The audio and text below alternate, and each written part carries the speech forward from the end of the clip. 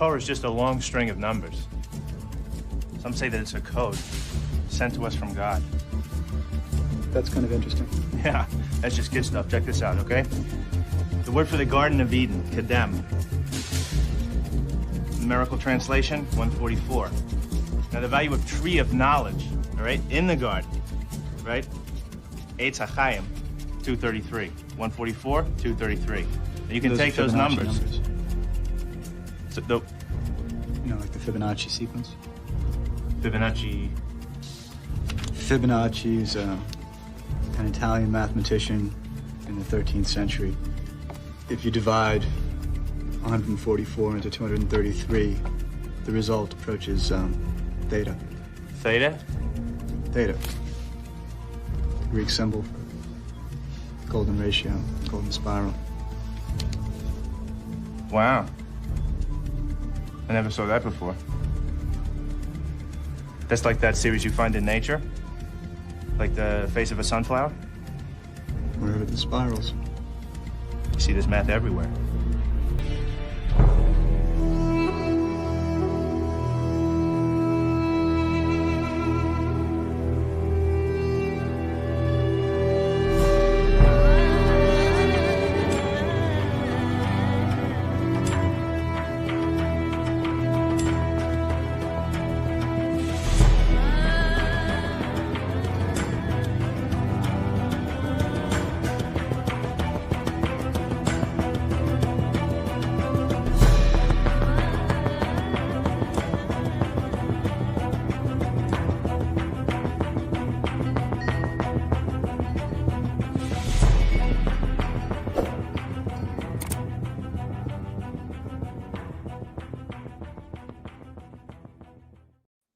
Welcome back to the Gnostic Informant, and you're about to attain true gnosis. True gnosis. And this is on the fly. I just was in the mood to jump on because I got something on my mind that it's like one of those like Twilight Zone episodes that I feel like I'm running. You know, once in a while you go, this needs to be discussed more.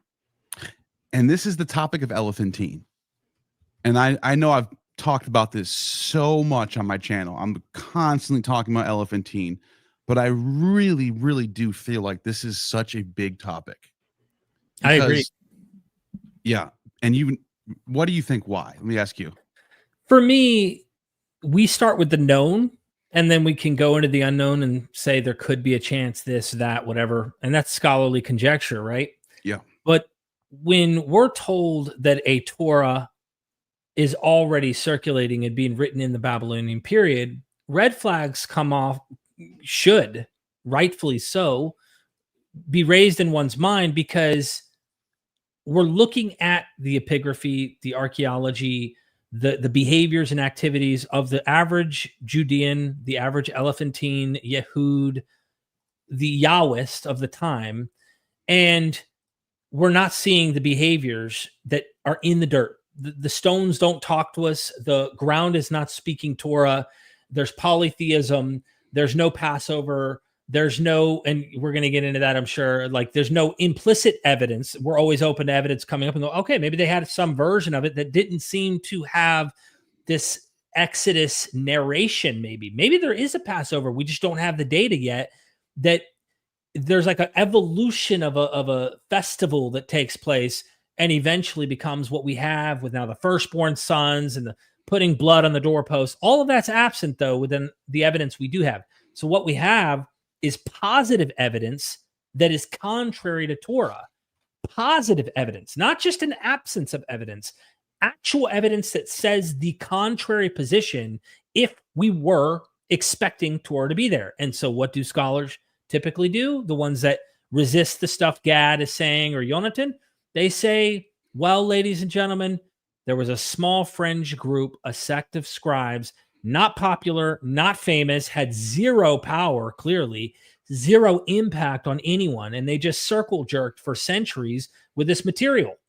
It never found its way into the common folk. It never impacted the general audience of the world. And, to me, that's possible. Don't get me wrong. There could have been. We found lost books in libraries or whatnot, but it's very unlikely to me that anyone has any knowledge of it. And it's almost like the Jesus question, Neil. If there was, it doesn't even matter at the end of the day because it never had any significant impact on anyone. No one gave a crap about it till later. We tend to work with the idea that maybe this was constructed later than the period in which it reflects they had no awareness of it. Sorry for the rant. No. But this is what I wanted. So I just pulled this up just now while you were talking. I just want just anyone who has no idea, you never know. Some people are new to this. They never watched this channel yet. If you're following me, you know what we're talking about, but I just want to make sure we're not speaking gibberish. Elephantine is a city. It's an island, actually, an island city in Egypt. And at some point in the 6th century BCE, I'm just going to move down here.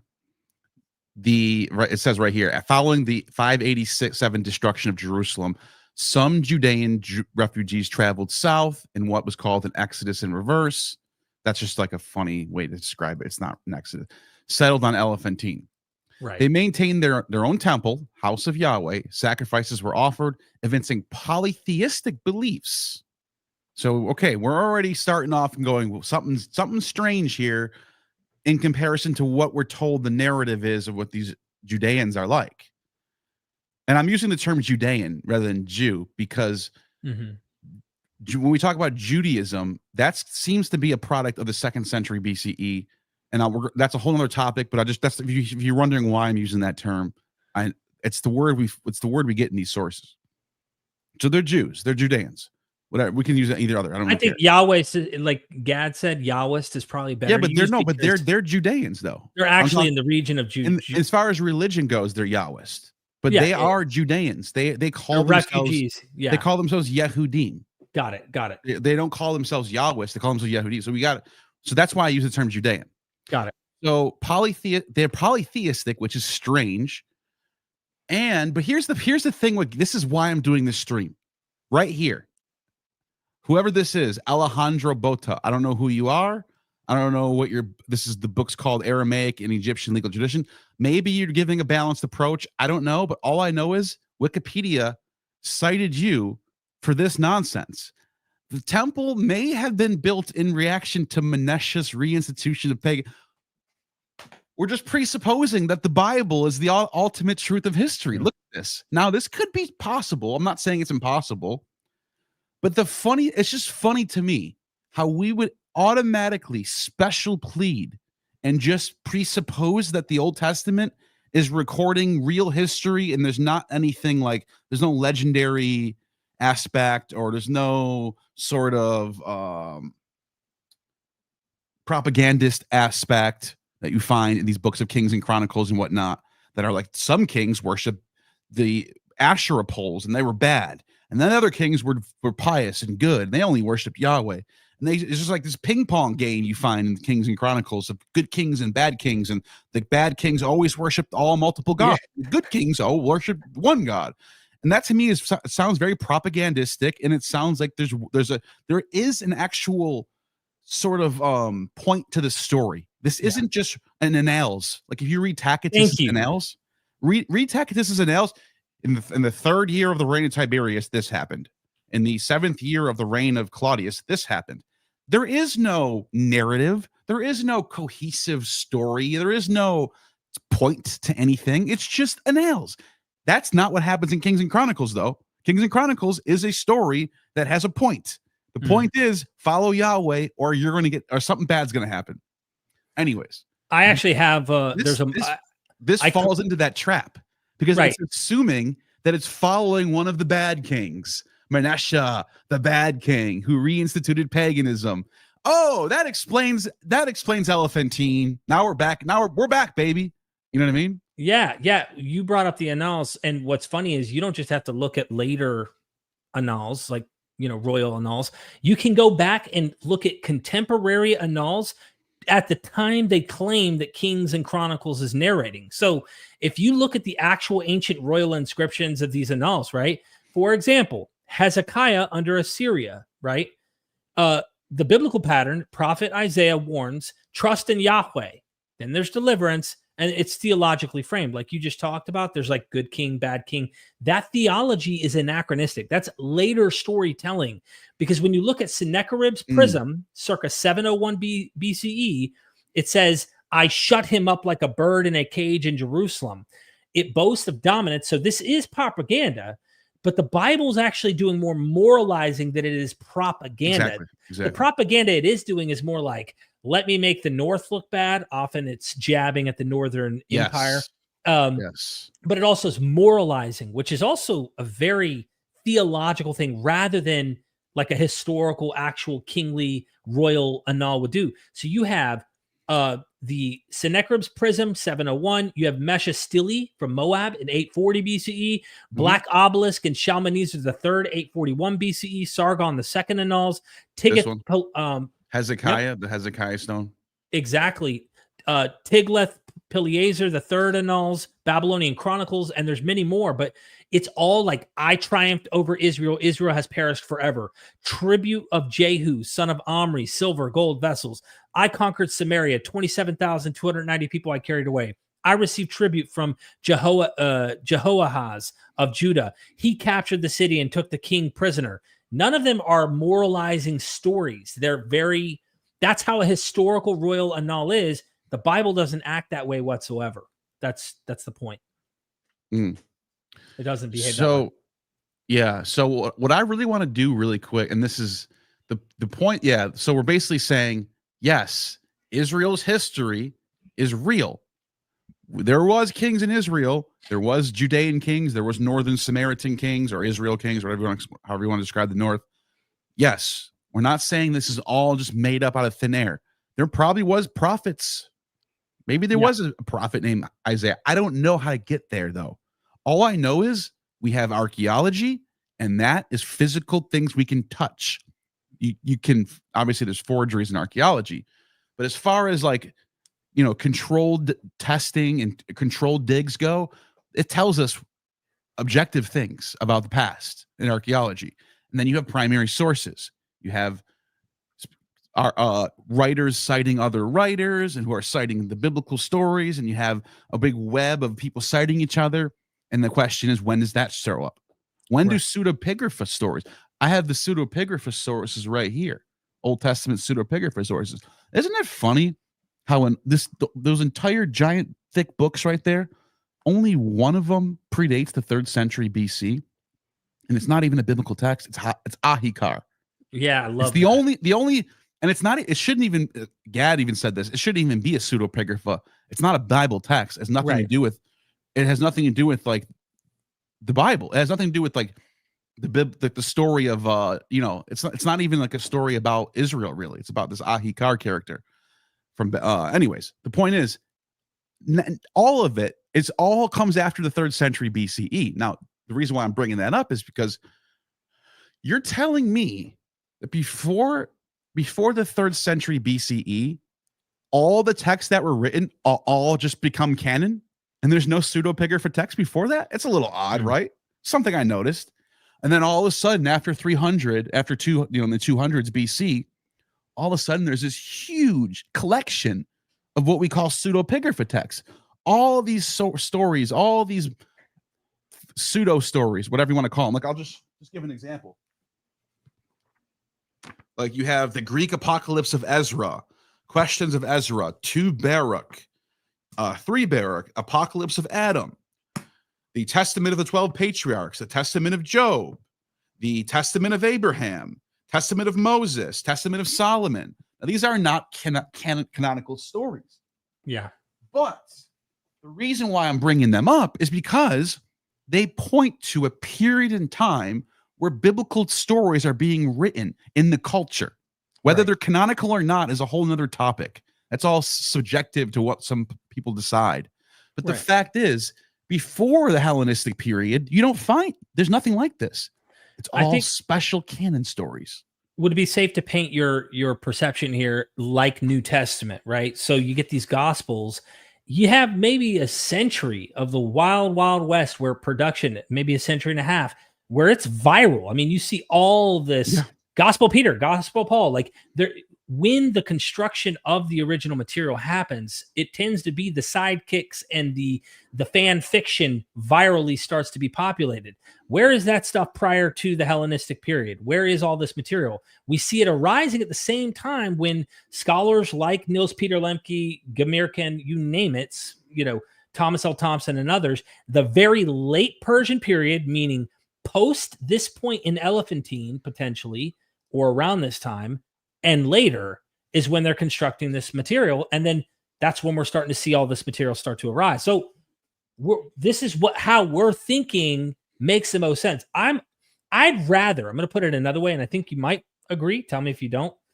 I'd rather be wrong and say I was wrong. Everyone watching right now that believed this stuff was Babylon period, that you thought this was 6th century, and we found evidence to prove this material was 6th century. I'd rather go, well, damn it, I started with what I was very skeptical, I was very cautious, and then I was proven otherwise.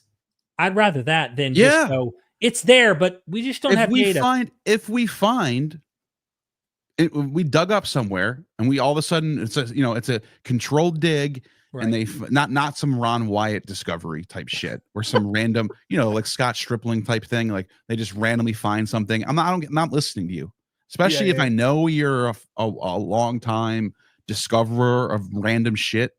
No offense. I think Scott Stripling's a nice guy, but when he found that curse tablet, that was a joke. Anyways, if there's a controlled dig, controlled site, and it's a 6th century BC or something, right? And they go and they dig and they find something that mentions Moses, something related to the Torah, something that's like concrete. I'm not going to be ashamed that I was wrong. Right. I'm going to change my position immediately and go, I'm proud that I stuck with the science and changed my mind when the science proved that I was wrong. That's where I'm at. And I'm not going to just overplay it just because I want the Bible to be true, which is what you see on the other side. Right. So, okay, I'm going to share my screen and I'm going to talk about why I even am doing this stream, like what sparked this stream. It happened on Twitter. So I'm on Twitter and can you see my screen pretty good? Yes. So I just noticed this comes up on my feed, probably because they know the algorithm knows I'm into Elephantine and probably saw this and just put it right in front of my face. But this guy is followed by Adler. He's followed by Adler, Joel, Cheryl, Mark Goodacre, Gad. So he's doing something right. And so it says he's a PhD student. Cool. Sounds good. Maybe we can. So he wrote this nice post. Cool. And I wrote, no knowledge of the Torah. Just being me. So he says to me, now there's a few replies that I got, but I'm just going to go down his reply first because this was who I was talking to first. He replies, economic receipts and lists of names generally don't mention Torah. Mm-hmm. Now that's like this is a straw man because that's not what Elephantine gives us. It's just economic receipts and lists of names. By the way, list of names is essential for this because the list of names actually hurts the argument that they're Torah observant. You know why, right? You're talking about the theophoric names, right? Not even just theophoric names, just the names of heroes like Abraham and Isaac. Oh, yeah, yeah. The absence they're not naming them that. That's a big deal. And so I was surprised he even said that without even realizing that this is actually a bad argument. So I wrote, who's saying that the only text we have from Elephantine are just receipts? This is so simple. Either there is evidence or there is not. Now, this is where the special pleading comes in. Because in any other circumstance, whether we're talking about Homer's, writing about Bronze Age stuff, do I just get to presuppose that Homer existed in 1300, 1200 BC? No. But the Bible, for some reason, because of our culture that we live in, because of the Judean Christian culture that we're under, it gets special pleading. Graham Hancock has been talking about a lost civilization, the lost advanced civilization that's out there somewhere in Sahara, Africa, he says. Mm-hmm. We haven't found evidence of it. Now, imagine if I said what he's about to say. Imagine if I said, that's an argument from silence. This is what he says to me. Having transcribed them all, this is such a gaslight, by the way. Such a gaslight. Yeah, you're a PhD student. Great. You know everything. Having transcribed, I'm so sick of this stuff. This reminds me of Dan McClellan. Oh my God, I hate this. Having transcribed all of them in Aramaic, I can tell you they're largely bureaucratic deeds, lists, and receipts. No, I'm not saying that they're not, by the way. Even if it was 90% deeds and lists and receipts, there's the 10% left over that aren't is still a substantial amount of data. Substantial amount of data that stretches for around 186 years of data. So they got there in 586, and they were there all the way to around 390 BCE. So we're talking almost 2 centuries. Right. He says it's a weak argument from silence. Now, this is the weird part. That said, I'm happy with the Torah being edited by scribes over centuries. See Fishbane and Sternberg. What a weird. Now, this is what okay. I'm just going to read what I wrote, and then I'm going to go further on why this is such a weird response. Number one, before I even read that, this weak argument from silence thing is nonsense. This is not the place to apply an argument from silence. An argument from silence is like saying, oh, there's an author. There's an author from Rome, and he wrote about trees. He wrote about like different types of trees. Well, why didn't he mention this person who was a warrior or like a general in the war? Well, because he's writing about trees. He's not writing about generals in wars. That's an argument. That's a weak argument from silence. We're talking about an entire culture of people living in a city who call themselves Jews, who worship Yahweh, who came from Jerusalem, and they're writing in Aramaic. This is no longer an argument from silence. Either they have evidence or they don't. Yeah, I mean, like there's literally Anat Bethel, Ashim Bethel, and a female figure, Anat Yahu, regarded as Yahweh's companion, polytheism. There's so much, dude, that you would rampant think. Polytheism, and as Gad points out, in the archaeology, they find pork consumption. He says they find no evidence of circumcisions being done. They're not doing Sabbath. They're not keeping the Sabbath. Yep. All the stuff they're working. They're not just not keeping it. They are working. They're working on the Sabbath. Yeah. All this stuff that you think Torah. So it's the fact that he calls us a weak argument from silence. It means he does not know about Elephantine, and I don't know what transcribings he's been doing, or he's full of shit. I don't know. I don't know which one. I don't know the guy. I don't know if this was just a slip up. I don't know what he's saying here. Let's continue. So this is the weird part, though.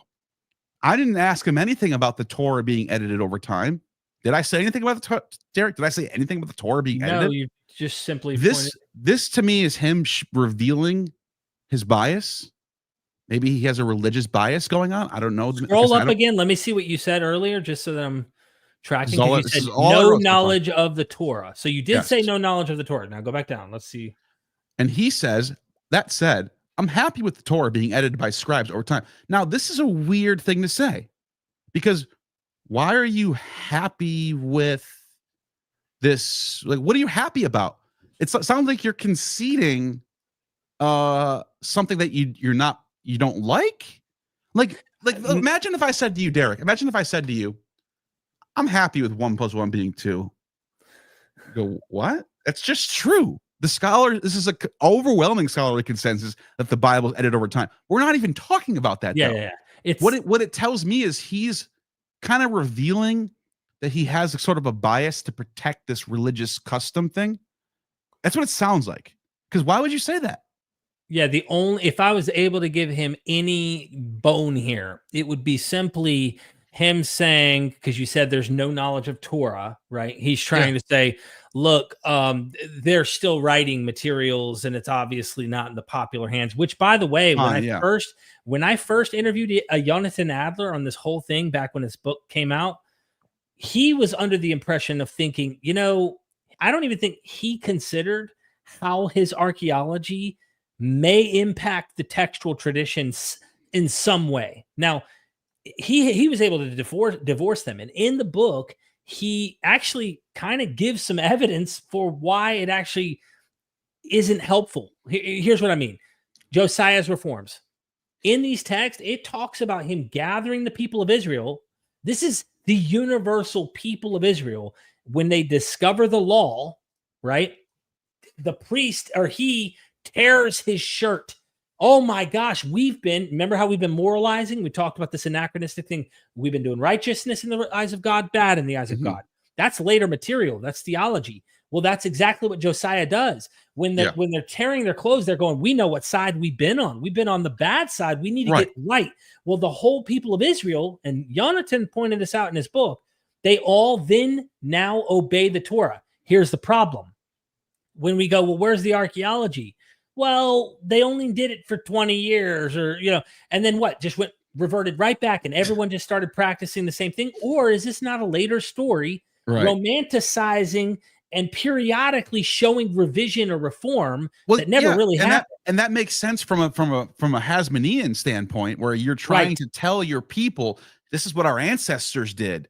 This is holy. And these are the golden ages, because you can track this. You track this pattern. You and I know this is common for the Greek period. Right. They all the cities did this. Right. The Macedonians. Let me show people right now. The Macedonian dynasty. The Heraclidae. So check this out. Let me just pull this down. I'm going to go back to it and read it in a second. And I see a couple super chats. I'll get to those right in a second. The Heraclidae, right? Check this out. The Heraclidae, or the Heraclids, were the numerous descendants of Heracles. Now check this out. This is what this. So the Spartans had a list. Spartans had their own king's list that went back to Heracles. The Corinthians had their own list that went back. Argos had a list. Macedonia, we have the list right here. Right. They all had genealogies tracing to a deity as the founding figure of the look at this. Of the city. Heracles, Hulos, Cleodios, Aristomachos, then you can Perdiccas, and then you could see Alexandros, Alcates, and then here's Philip of Macedon, and then Alexander the Great. So they had a genealogy that went all the way back to Heracles. So that's why when people go, we found the house of David on the Chaldean stele. Cool. What is that? So what does that mean? Therefore, the stories of David existed. Therefore, it's all real. It's all historical. Yeah, so that's the problem. Like, come on, dude. Anyways, maybe David did exist. I'm not saying it's impossible, but the point is, archaeology doesn't show any King David other than that stele. There's no primary sources from Egypt they're talking about doing anything related to a King David that had this giant. The historicity of King David is bad. It's very bad. That stele that mentions House of David is no different than finding a stele that says we're from the House of Heracles. Nothing changes. You just found a stele that mentions the House of Heracles. Anyways, you get the point. The point that I'm making is the Torah, the law, the fact that it's all back. People go, well, why would they backdate themselves if there's not some truth to this? I could think of a million reasons why everyone did this. Everyone was doing this. Yeah. So, okay, before I go back to that Twitter, Constellation Pegasus in the house. Remember, we need a video of your library books. That is coming very soon. One of my next live streams will be that. That's a good idea. And I won't be able to do them all in one sitting, so I'll have to do chunks at a time. I forgot about this place. There definitely needs to be a course on this topic. Very important to me. You're absolutely right, Derek. We're going to make it happen. A course on Elephantine, the misconceptions of it. This has to be done. Has to be done. Good point. Good point, Constellation Pegasus. Thank you, Miss Nareka, with the super sticker. You guys are on fire tonight with these super chats. I love it. Keep it coming. Okay, so I want to go back to Twitter and just keep reading. Now, this is I wrote back to him. Now, by the way, you have a critic in the chat that keeps talking about the Ketef Hinnom Silver Scrolls date to 7th century BC, and it's biblical text. It's a biblical. I normally don't read there's so many crazy people. We went over this nowadays. With Gad. We went over. But this is someone who says they've done this before with you. Nonsense. They keep repeating it. It debunks you. No. Gad covered this with us. Ketef Hinnom Scrolls are not a biblical manuscript. Number one, it's an amulet. It's not a biblical manuscript. Number two, this is just like Elephantine. If you find a scroll that mentions Yahweh blessing people, that does not mean that it presupposes the Torah. That just means that the Torah and the Ketef Hinnom Scrolls both have Yahweh. That's Yeah. it. This would be like me saying, okay, ready for this? Who's the person who said that, by the way? Let me pull them up. They're called cryptic. Cryptic. Okay, here we go. Yeah. Cryptic. All right, cryptic. Numbers 624, 26. Let's pull this up. And then They said it matches numbers, right? So Yeah, therefore, what is the it? book of Numbers exists. Numbers 624, 26. Actually, let's do cross Bible and get the Hebrew. Let's get the Hebrew going. You know what I mean? Yep. So, okay, 1 second. I'll pull this up.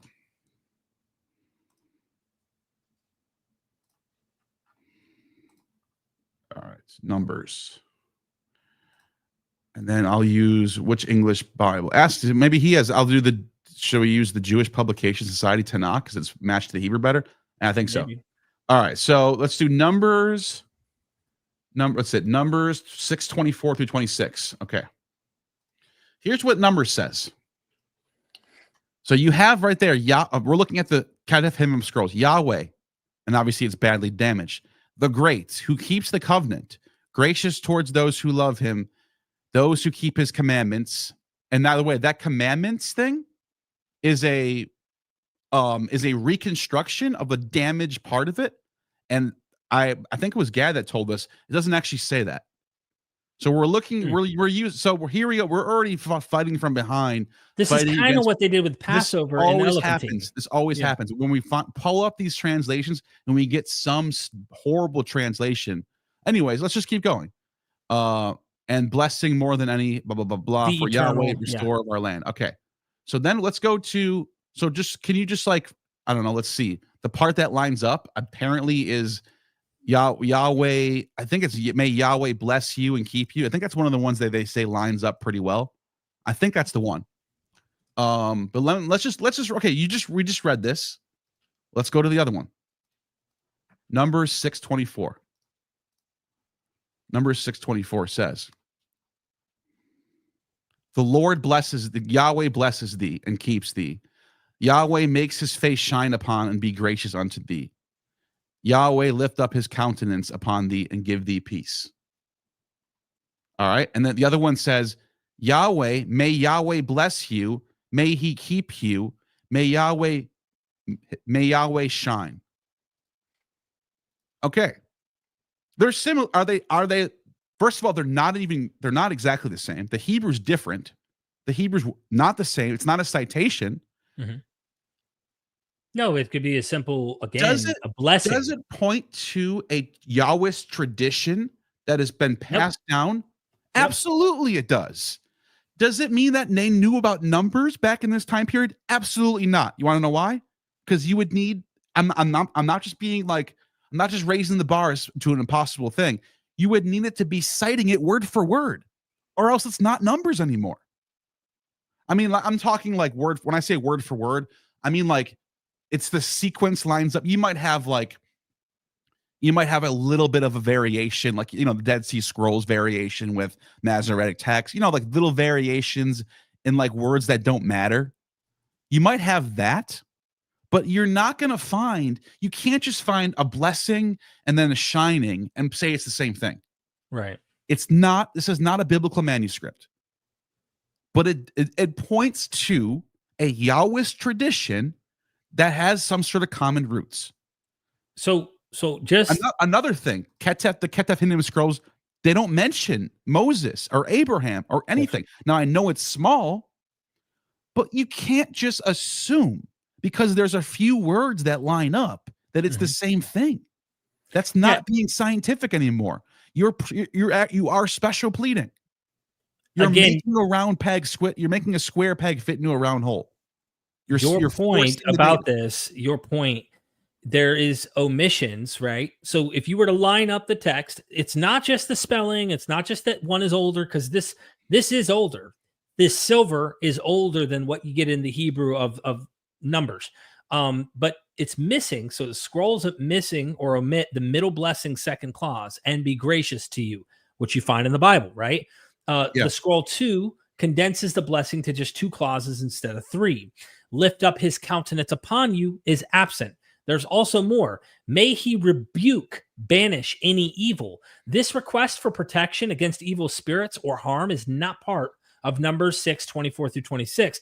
It fits with the scroll's role as amulets rather than liturgical blessings. So your point is, this is not verbatim. You will find lifted themes or even the same kind of blessing from the similar deity, but it's not Numbers. This is not the book of Numbers. Exactly. This is not. So it's interesting that you find similarities, and these are things we can point to as far as talking about the Yahwist tradition. But you can't just assume this knows about Numbers with what the little data that we have, unless it, for example, in the Cup of Nestor, there's a literal citation of a line from Homer, a little quote there from Homer. That is you can't just, it's not just like one word lines up.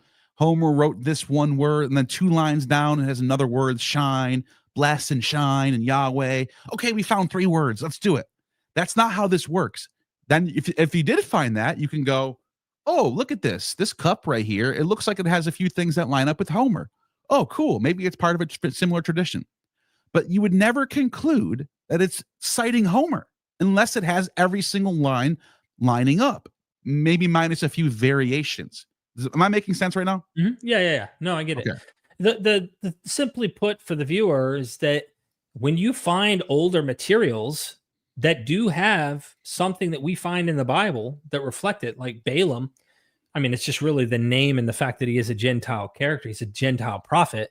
But the themes and elements in so many ways, there's other gods, all sorts of stuff, the Shadaim and all that, that Balaam inscription contradicts, if you will, what we're finding within the biblical Balaam story. A lot of people will look at that oldest material and then act like we can anchor the biblical text to that oldest material. At the very minimum, we can point out there's a continuity of antiquity, of tradition. Whoever constructed the biblical stories, putting together Numbers, Deuteronomy, Exodus, are looking back, no doubt, in continuity with the past, with their blessings and curses, with their ideas and concepts, but under a different theological vision, it seems, much later. They are constructing using older materials, of course, no doubt. It's just that's the difficulty is if you're thinking, oh, I found something 7th century, I found a Balaam inscription, I found this, now I can anchor this material to that time, I think that's just mistaken, especially when we find the actual evidence, like harder evidence, not just possible circular reasoning later. You know, if all you find are writings of Homer from the 3rd century BCE, pretend Hellenistic period, all we had was fragments of papyri or etches of some of it. And there was a saying back here in the 8th century on something, using the Bible as an example. They'd have no problem, though, going, yeah, Homer clearly was written later, likely, but an earlier tradition existed. And just notice this. Notice how much extra shit that's not in Numbers is in here. The warrior helper, the rebuker, you know, and the rant, whatever that means, rant, you, whatever. And like, okay, there's all this extra stuff that's not in Numbers, and Numbers also has extra stuff that's not here. Right. Which means they're not the same text. You have a few things that line up, as it says right here. It says, Yahweh bless you and keep you, seems to be the parallel here. Yep. And the other one was Yahweh makes his face shine upon you. Right. And it's like, and give you peace. And you have a few. So Yahweh bless you and keep you is what Numbers says. Yahweh makes his face shine upon you. Over here it says, may Yahweh bless. You know, it has a different grammar system going on. And then it says Yahweh keeps you shine. So it looks like there's a similar tradition that they're both sort of coming from. And I wouldn't be surprised if Numbers is holding to, I've always said this, I've always held this position, that Numbers is holding to older Yahwist material that it's bringing forth into the Torah. But that's not the same thing as saying the Bible existed at this period. So, okay. I think we cleared that up. Now, let me go back to this. Now, the weird thing about this is when he said, I'm happy with the Torah being edited by scribes over centuries. I never said anything about that. So I wrote, how is it a weak argument from silence when they are actively doing things that the Torah condemns, like making graven images and pork consumption? The names that you mentioned from these lists, do any of them reflect the characters in the Torah? The answer is no. Right. But magically, we start seeing these names in the records in the Hellenistic period. Oh, argument from silence, right? Nope. Do they worship multiple gods? Yes. But magically, they stop worshiping these gods in later periods when the Torah is known in the primary sources. The argument is not from silence. There is just no evidence of the knowledge of the Torah, and the data from Elephantine suggests they are not Torah observant. As the archaeological data shows, the Torah observance is not enforced until the Hasmonean period. See Jonathan Adler.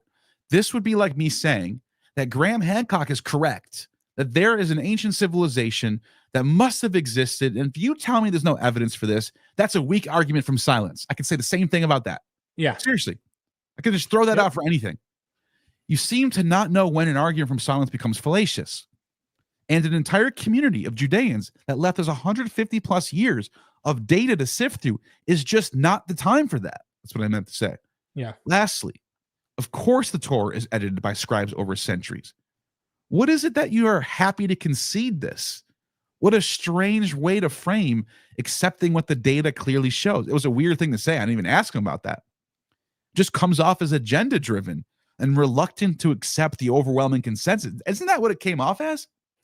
Or maybe I'm being too much. I think I think you're too close to the fire. I think he maybe has a misunderstanding of you here. Yeah, because I didn't say anything about the Bible being edited. All I'm asking is, does Elephantine know about the Bible? Right. But right. it sounded like he was going, oh, not concede that. They definitely knew about the Torah. But I will give you this. And it sounds very defensive to me. Like I'm going too far. I'm crossing a line. But I'll give you this though. I'll give you some critical stuff. That's what it sounds like. Okay, maybe I'm wrong. There are far better, and this last thing I said, there are far better experts out there that have done the work on this. And whatever credentials you think you can gaslight me with, that's not working. I spoke with experts, and I gave him the video me and get.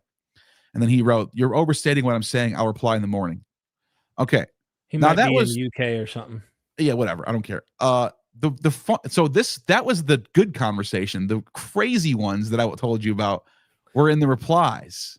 Okay. So check this out. This is so funny to me. This guy, Isaac Chua, board member, Sephardic brother. Okay.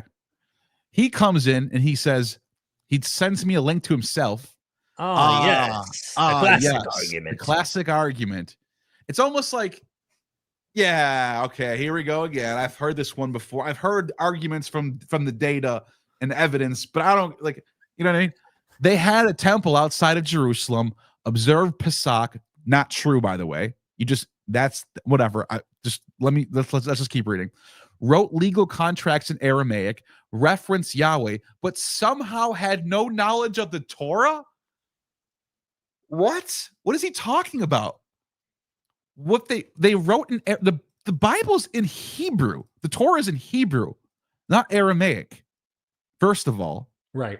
Second of all, Yahweh existed before the Torah. Temple outside of Jerusalem is not Torah observant anyway. The Torah says that Yahweh can only be in either Jerusalem or Mount Gerizim. It makes very clear passages about that. Remember? You know what I'm talking about, right? Yeah. There's references there, but definitely not Elephantine. Yeah. Temple. Why would that make them knowledgeable of the Torah? This is what I mean. This is what I'm talking about. This is why I do what I do. This is why I say we as a culture are so brainwashed by this book. We cannot wrap our heads around the fact that there could be Judeans living in some community somewhere in the ancient world that aren't Torah observant. It's beyond, it's like brain does not compute. They have to be Torah observant. Of course they are. Our Bible says so. They can't wrap their head around this. Right? I think there's the huge juggernaut Bible and tradition in front of them, and they do see their biblical text as history. So yeah, they cannot wrap their heads around there being Jewish communities in the ancient world that aren't following Moses. It doesn't At this time. Yeah. This is They the can't wrap difficult. this whole sentence right here is so crazy to me. Well, first of all, he's not even correct about they observed Pesach because they No, weren't. the They word weren't. doesn't show up in the text. And not only that, even if we granted, and you're going to hear me right about this, even if we granted that the Pesach letter is really truly the Pesach from the Bible, it's from 419 BC, which he even admits is right here. Mhm. And they're hearing him out for the first time. So let's just hear him out first before I get into my reply. The Jews at Elephantine were a military colony stationed under Persian rule, hundreds of miles from. Well, I don't know why he switches to Hebrew when he's writing in English. Yerushalayim. Come on, man. Yahushua. Just write You know what I Jerusalem, mean? dude. Stop. It's like Jesus, Yahashua. Yeah, what are you doing? Cut off geographically and politically, and yet they built a mikdash to Yahweh. They observed Pesach. Just say Passover. Again. What the hell?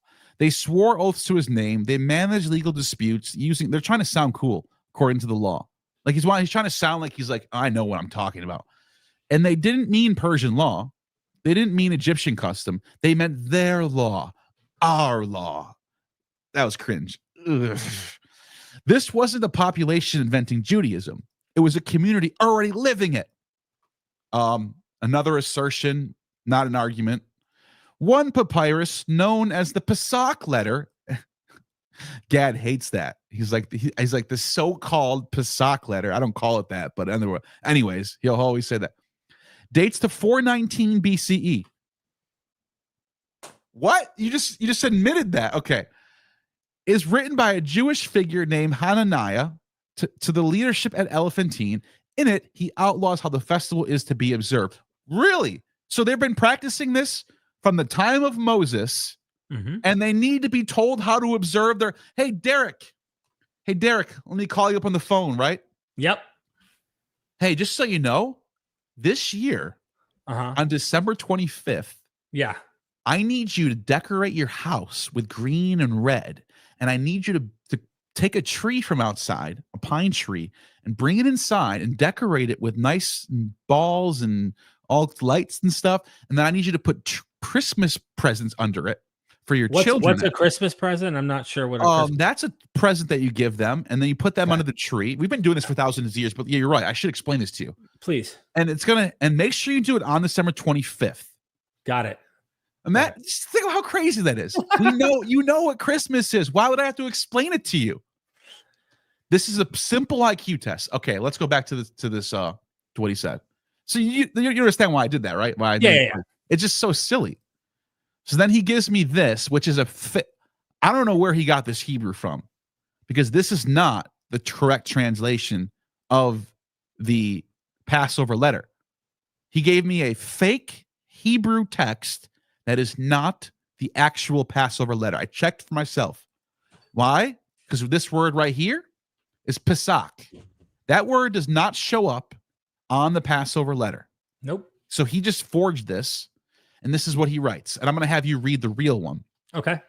To my brother Yedaniah and his comrades, to the Judean garrison, your brother Hananiah, may the gods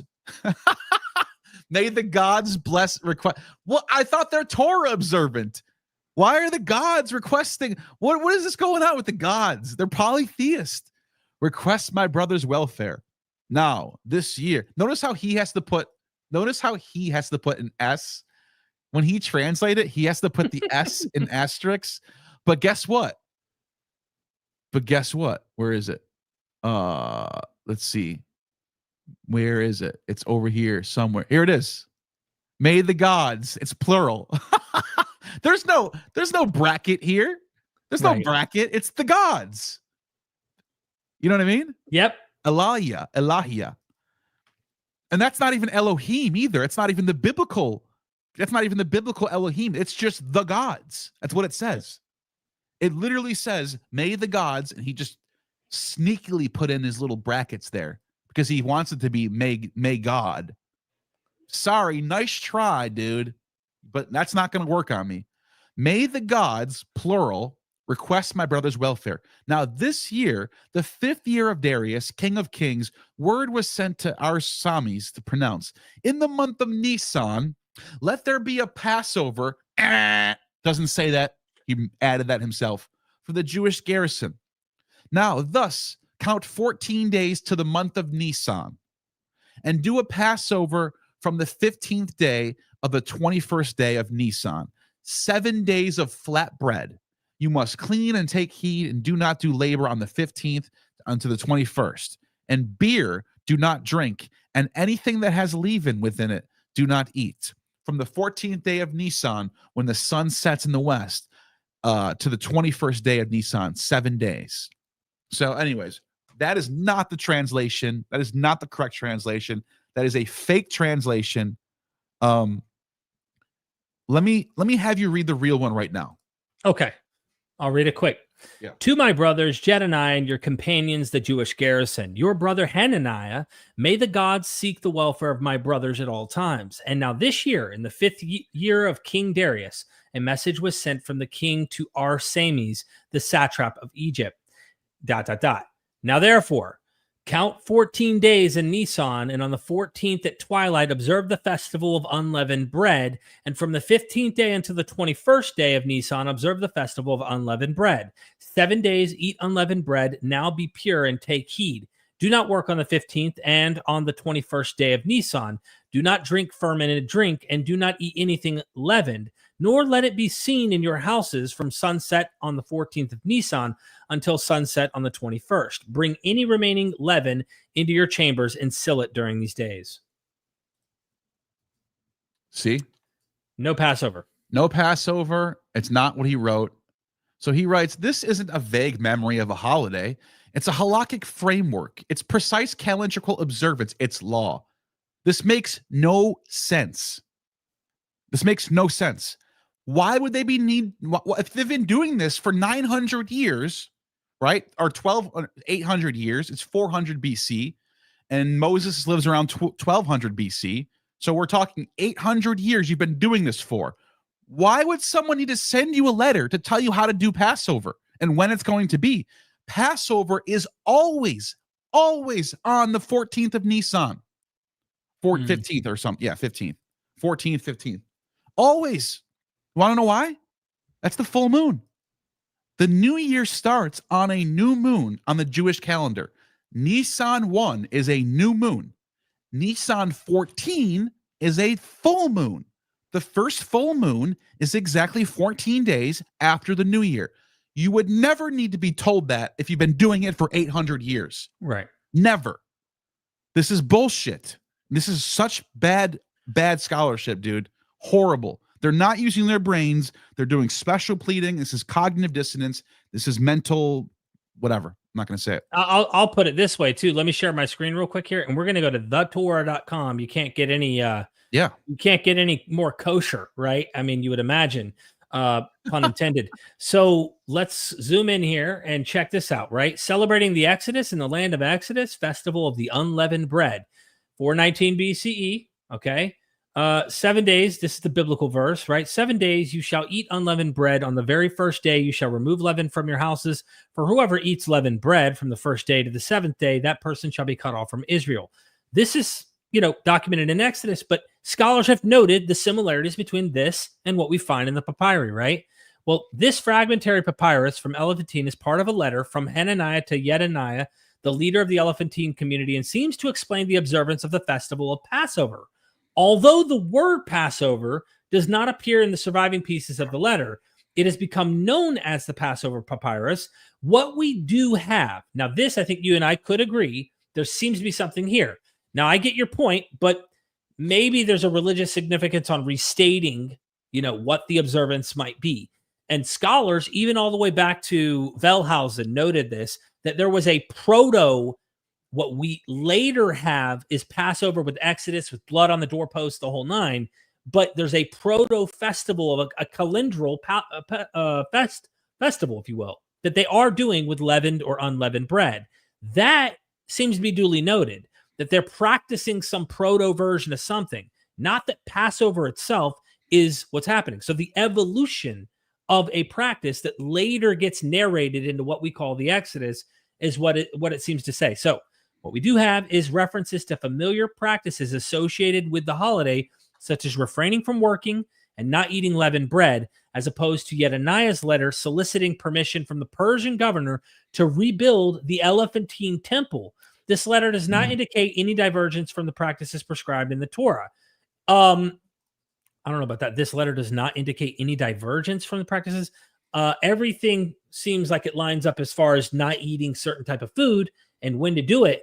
But they are building a temple in Elephantine to polytheism, right? Like the various deities. This is a good point because it is describing the same week as the Passover week. Right. And it's describing unleavened bread.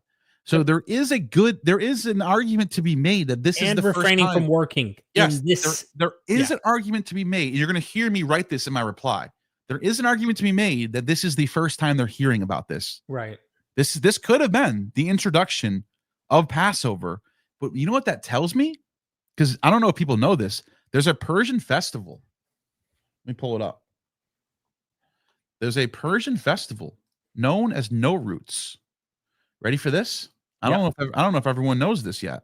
I did a video on it though, on my spring equinox video. You want me to stop? Let me shout. Yeah, there you go. So, whoops, wrong screen. It's called No Roots. It means new day in Persian, right? It happens at the spring equinox. Now, because of our calendars, it's now on March 19th. But in the ancient calendar, the Persians used to use Nisan. They used to have this. The Persians adopted the Assyrian calendar, so they would have had. I thought Babylonians also had the same. Babylonians too. The Persians adopted the Syrian Babylon. The Syrians are before the Babylonian. That's why I'm saying Assyrian. Yeah. So the Syrians adopt the Babylonian, and then the Persians adopt the Assyrian. They use the Nisan calendar. So the Persians would start their new year on Nisan 1, just like the Jews did. Not only that, their first full moon would have been on Nisan 14. So the Persians are celebrating a spring equinox New Year's festival at the exact same time as the Jews. And guess what they do at this time of the year? I don't even know if it's in here. I'm just looking to see if they have it in here. Maybe they don't. Oh, look. They have they decorate the tables with eggs. Let me see if I can find it. I have no idea if it's going to be in here, but I'm going to say it anyway if they don't. No, maybe they don't. Anyways, they eat flatbreads. Huh. It's one of their traditions. Unleavened, huh? Unleavened bread, yeah. It's part of their tradition, going back all the way to the ancient world, to antiquity. They eat flatbread during this time of the year. Your point is you can't anchor a celebration with a later formal narration. Here it is. Right? Look at. No Roots. Flatbread making and sharing culture. It's just on the bottom. I just found it. Yeah. I didn't even know this was here. But I know because I've looked at I've done some research on this. This is part of the Persian New Year's festival, was eating unleavened bread. And then so let's think about this for a second. They're getting a letter from during the reign of Darius from the Jerusalem Jews who are friendly with the Persians, right? Mm-hmm. And they're telling them about this new festival of unleavened bread at the New Year. It sounds to me like they're adopting a Persian tradition and personalizing it a little bit. Interesting. I mean, they are under Persian control. Samaria is controlled by Persia. I'll go even deeper than that. Gad Barnea's book, right? Gad Barnea's book. First of all, it does talk about the Passover letter. It talks about the problems with it, right? Mm-hmm. Let me just see if I can find.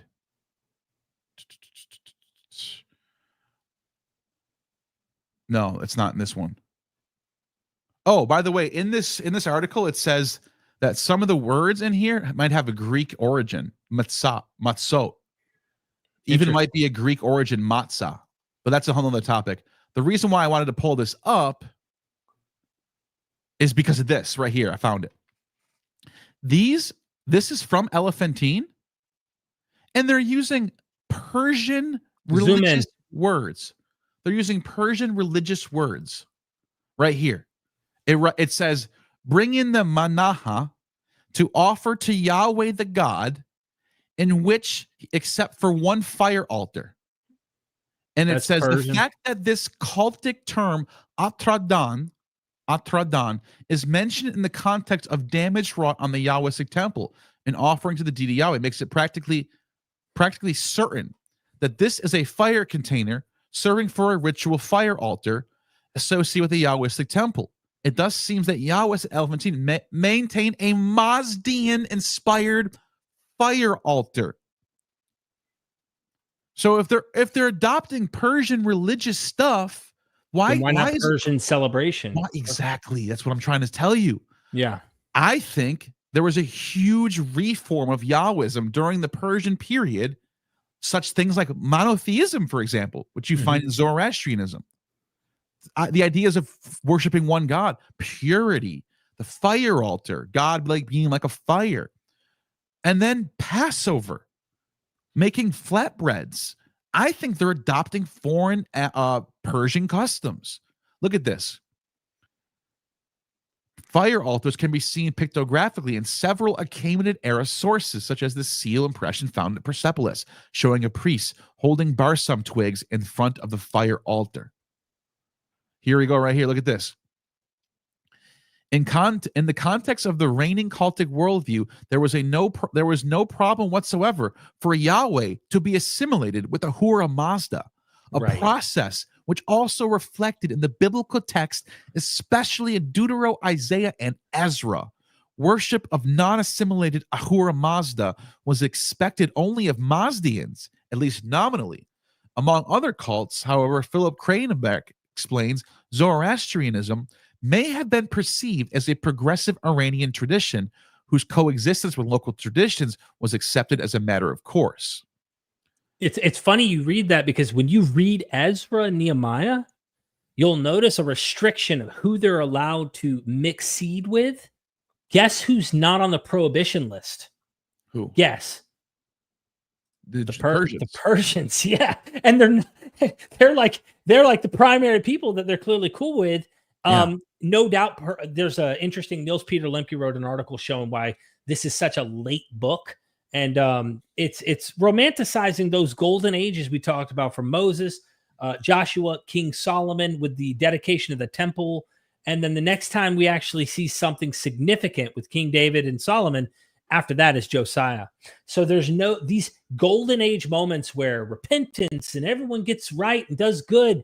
300 years, according to the Bible's timeline, no mention of law or no mention of this, no mention. The Passover's not there at all.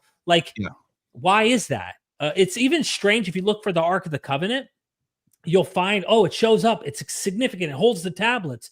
Then all of a sudden it disappears. Yeah. For like 300 years in the Bible's timeline, and it pops up when Josiah actually does the reforms. He asks the Levites, "Hey, bring it back to the temple," but then it never gets mentioned again, and it's absent from any other material. It's not in Daniel. It's not appeared to be stolen by Babylonians. We have these weird conspiracies of like Ark of the Covenant's under the Ethiopian church, or it's here or there, and all sorts of crazy stuff. There's even like FBI unclassified documents talking about the Ark of the Covenant and all that. I'm like, dude, this is mythic material. Like, it's later material. Yeah. Look at this. Lavash is a thin flatbread, unleavened, traditionally baked in tandoor or sach, common to the cuisines of South Caucasus, West Asia. I love that bread. When I go to Indian restaurants or Persian restaurant, bro, they got the best food too. It's so good. Yeah. So this is from Persian culture, by the way. Anyways, so I'm just pointing out that I think the evidence points to a new tradition that they just discovered in 419. This is in 419 BC. Is that getting through people's heads? It's like 900. This is not Moses' time, dude. Right. For them to be hearing about this. You're talking 900, depending on when you date Moses, after Moses, right? But this is a piece of evidence that doesn't get enough airtime, because if they are truly hearing about the Passover for the first time, that's a huge chunk of the Torah. Or a form of it, because there is no Passover with putting blood on the doors and the firstborn sons. That's what I'm saying. Even if this is a form of it, that takes a chunk out of the Torah. Yeah, that couldn't exist without this. So the whole book of Exodus needs to be reformed into something that no longer has, and then all the Deuteronomy and Numbers and Leviticus stuff that has to do with Passover, that has to be taken out now. That has to be later, or at least needs to be, because you want to take it sentence by, what is this material? Where's this material come from, right? And dissecting it textually. That's why I don't understand why people aren't looking at the Passover letter and going, "Whoa, this actually reflects Persian." This changes everything. Maybe. Yeah, this changes everything. That's interesting. Solara Knight, thank you for the super chat. Genesis 2:13, River Gihon as flowing around the land of Cush, South Egypt. Elephantine is an island fort towards River Gihon, near the gates of Cherubim. Let's see, Genesis 2:13. Let's see what that says. River Gihon as flowing around the land of Cush, South Egypt. Here we go. And the name of the second river is Gihon, the same as that of that compasseth the whole land of Cush. Interesting. Yeah, so they know about this this geography. You know what I mean? Mm-hmm. So maybe they have knowledge of Elephantine. That's a good point, I think. Thank you for that. Yeah. Thank you, Solera.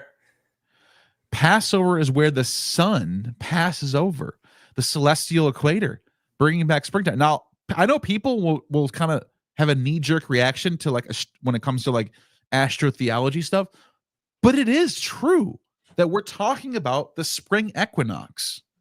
We're talking about the time of the year when the sun begins to dominate the day, when time starts, when the daylight starts to become more than the darkness.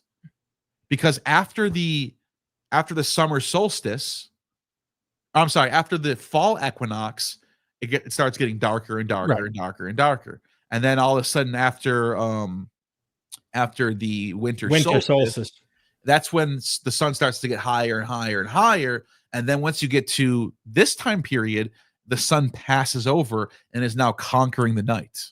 Mm-hmm. So there is something to be said about that. Yeah, and that's deeply, deeply rooted. Therefore, the Bible, because it depicts this, must be that old. Again, I think a lot of people maybe misunderstand where we're coming from. We're not supposing there isn't a continuation of traditions that do possibly go back. But in this case, when you bring up the Passover and this practice of the unleavened bread, what I would want to be highly confident or to help overcome my skepticism on this is something from the 8th century that describes a practice very similar to what's being described here in the papyri that exist in Elephantine. I mean, there's plenty of tablets, plenty of existing pieces of material that are out there. And if we don't have it, why suppose this tradition goes back using your model of Persia? Now, the biblical Passover, which includes the story of the Exodus, which includes the putting blood on doorposts, all of that seems to be a significant part of the biblical Passover, building on a tradition that we just discovered or just talked about. Again, is this practice of unleavened bread and all that stuff really going back to the 8th century, Neil? Or is it a Persian thing that they're adopting at some point? I don't know. I mean, what did they practice in the 8th century in the regions of Samaria or Judea or Elephantine or in Egypt? Like, what were those practices? How did they live out their practices and stuff? So these are questions I have. Thank you for that. Let's see. We got one more for now. Mr. Learning Scholar, thank you for the super chat. Love your show, man. Blessings from the kids, kind sir. Thank you. Appreciate that. All right. Let's get back into some of these tweets. These are pretty funny. We're just having fun. I don't mean any. Hold on. Mandy Morhall says the Bible talks about humans. Humans have existed for 300,000 years. Therefore, the Bible's 300,000 years old. Problem solved. Perfect logic. Exactly. That's the same logic we're dealing with here. Kind of, even though that's exaggerated. Well, just think about it. Yahweh existed. We find inscriptions of Yahweh in Egypt, like 1300 BC, 1400 BC. Does that mean they know about the Torah? He's actually right. It's the same logic. Now think about this for a second.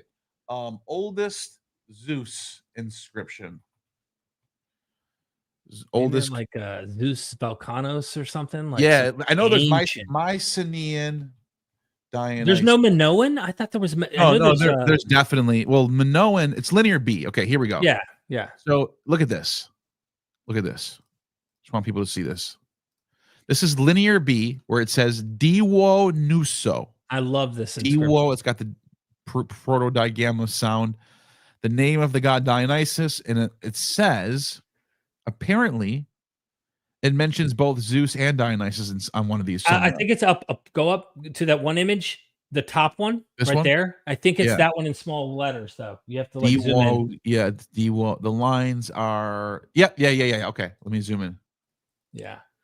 It says the lines above are of great importance since they tell us about the existence of a sanctuary of Zeus at Cydonia back in the 14th century BC. Take that, Yahweh. Also, the name of God Dionysus appears in the second line, which means that the deity was not a 7th century import to Greece. That was previously thought, by the way. Haha, take that, old school scholars. You suck. No, I'm just kidding. No, but that was an idea that was floating around until the 20th century. Right. They thought, Dionysus must be a later import. He's only mentioned, and the reason why is he's only mentioned one time in all of Homer. That must be an interpolation. And Hesiod mentions him in a genealogy, but just in passing. And then the Homeric so that must be an interpolation too. Yeah. They were just hand waving off all the evidence, and then now they're like, oh shit, no, okay, Dionysus is pretty damn old. We got it. That's funny. But this is the same. So okay, cool. So does that mean that whoever wrote this knew about Homer and Hesiod? Nope. But this is what they're doing on Twitter. Oh, and by the way, the name Diwo Nuso, I looked this up when I was doing one of my documentaries. You know how you and me get deep in the weeds. That name, Diwo Nuso, is associated with wine. So it's not just a name. Like, the name is associated with wine. Therefore, when you read wine stories, those wine stories about Dionysus we read from Euripides, they must have been written in the 14th century BCE, because Dionysus is associated with wine in the Bronze Age. Therefore, those are Bronze Age stories. Yeah, the Bacchae is 14th century BC. Right. It's the same thing as saying, this is what he's saying right here. They had a temple outside Jerusalem. They reference Yahweh. Therefore, they know about the Torah. That is so fallacious. Holy crap. I can't believe I have to tell you this. So fallacious, dude. Like, because it's the same thing as me saying that Homer and the Euripides Bacchae were known to the Mycenaeans because they mentioned Dionysus and Zeus. Yeah. It's just as fallacious. Anyways. But they did. Okay. I'm just kidding. So somebody wrote, Hananiah, it's used to try to show that since he had to explain Pesach to his brother, they didn't know about it outside of Israel. Gilly has a normal IQ. Good job. No, seriously, how do you not notice this? The fact that they had to explain Pesach to his brother that they didn't know about outside of Israel. And now this gives weight to your point about a Persian, but Gilly kind of it all up though. Gilly's bias. Okay. I mean, you could see it from the. This is someone who's not going to let go. You could just see it. Okay. I myself don't know the full details of Pesach, example the dates, but not every Jew would. Nothing surprises me, in my opinion. And I wrote, exactly, Gilly. They are learning about some sort of unleavened bread festival for the first time in the 410s BCE. This is a huge problem for the Torah being widely known before the Hellenistic period. And then Gilly has to fight back. You can have Jews who don't know much about the Torah today. Just think for a second before commenting. Okay. True. But you can't make the argument. Now, this is the funny part. This is going back to Jews today don't know about the Torah. Therefore, the Torah exists because we know it exists today. Then I'll just read my response. True. But you can't make the argument that they know the Torah then based on zero evidence. This is not a get out of jail free card, but I'm getting that. That's just begging the question. There is either evidence of them having knowledge of the Torah, citations and hundreds of papyri and inscriptions, for example, or there isn't. In this case, we have zero evidence for any knowledge of anything from the Torah at Elephantine until maybe this Passover letter. I'm willing to grant this is the first time. I'm willing to grant it for the sake of argument. This letter, which is late and almost near the 4th century. That was the end of that one. Now, there was a couple other responses that I got too. Where did they go? I'm trying to see where they. Maybe it's in here. Okay, here we go. I wrote, this is me responding to his first post. This is nonsensical. Fact number 1, there is not a single mention of Moses, Torah, Abraham, Jacob, and Eve, Adam and Eve, Noah, Joseph, or anyone from the Torah. By the way, nobody has contested fact number 1 yet. You're going to see it tonight. Nobody even tries to contest this. Why? It's like the biggest deal out of everything. But whatever, that doesn't matter. Let's just hand wave that one off.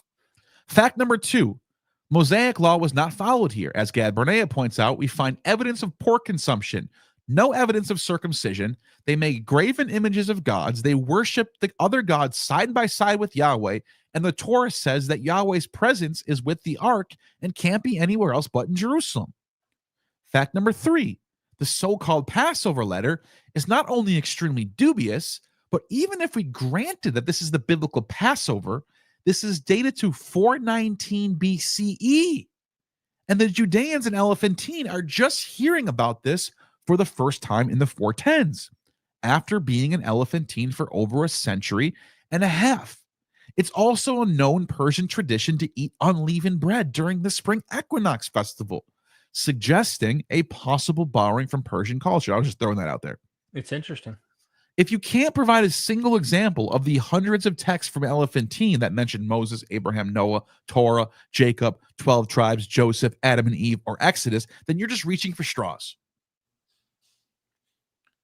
So some people like that. And that was the end of that little thread.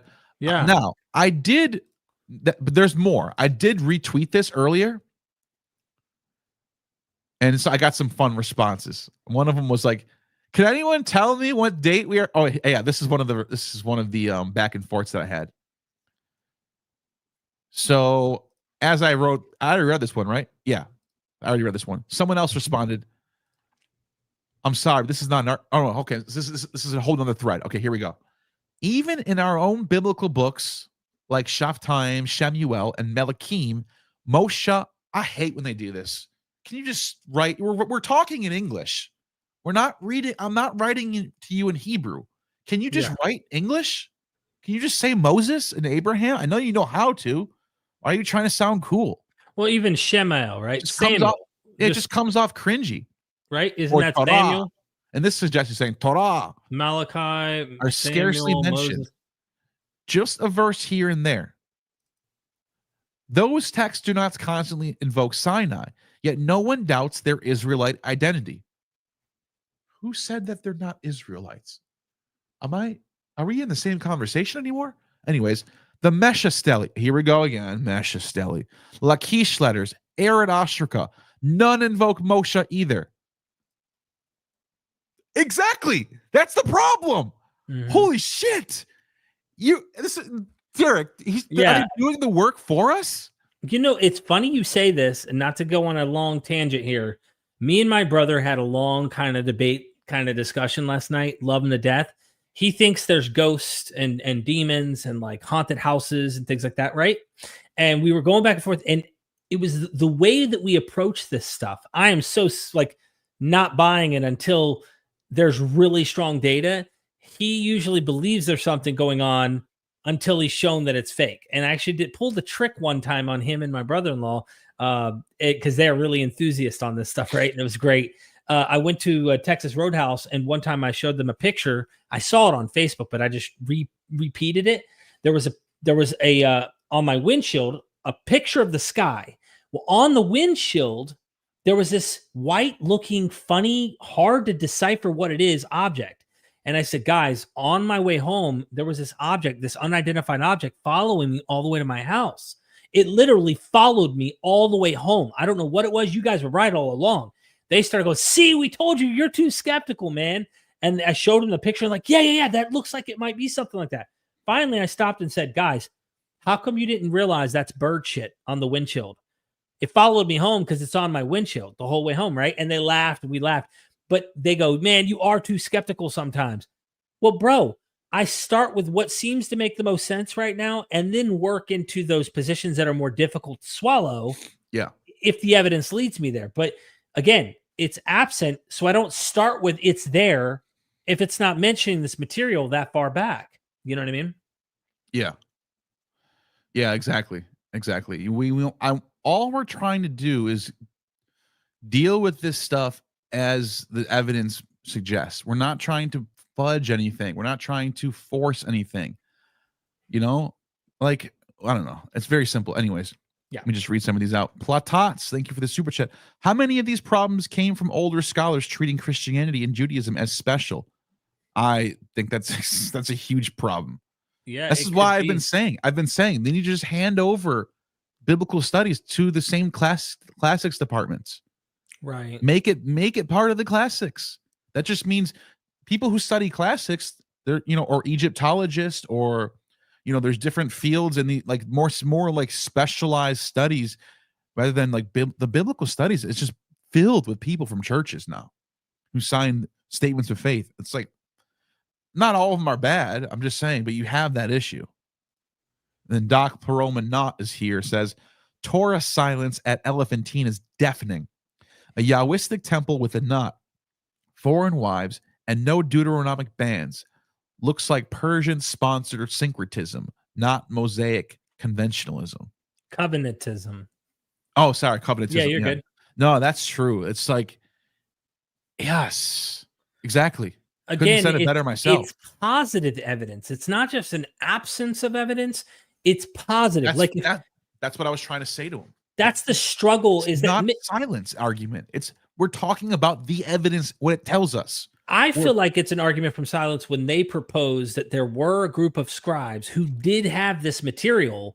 They were just fringe and they were out there. And because they have these internal dating systems that they hold to, of like the dating of Hebrew, or they have these reasons, like examples we brought up, right? This old silver amulet or whatever. They think, there's got to be some scribes out there that had the Torah, but they never were popular. They never seemed to make any dent in the archaeological record overall. There's no mass observance of this amongst anyone who claimed to be Israelites. And here's the sad part. Jonathan Adler documented this in his first book on this whole thing. There is positive evidence in the Bible that Israel all at once did start observing these things, but the archaeological record, it's absent. So you actually have a way to disconfirm the biblical narrative. If the Bible says they all observed these things, and the only time we start seeing them doing these ritual pools in the ground, which thousands were all over the Levant, the only time we're seeing them actually have tephilim, the only time they're keeping Passover, they're keeping kosher, they're not eating pork, they're observing these laws is in the Hellenistic period. And the Bible says, no, they did it back here. Well, that's why they make another dodge. And they go, well, sorry, they did for a moment under Josiah. But when Josiah died and croaked, everyone went to shit and stopped following this stuff for centuries. And then, there's another golden moment. Ezra and Nehemiah, boom, falls away again until you get to the Hellenistic period again. And it's like,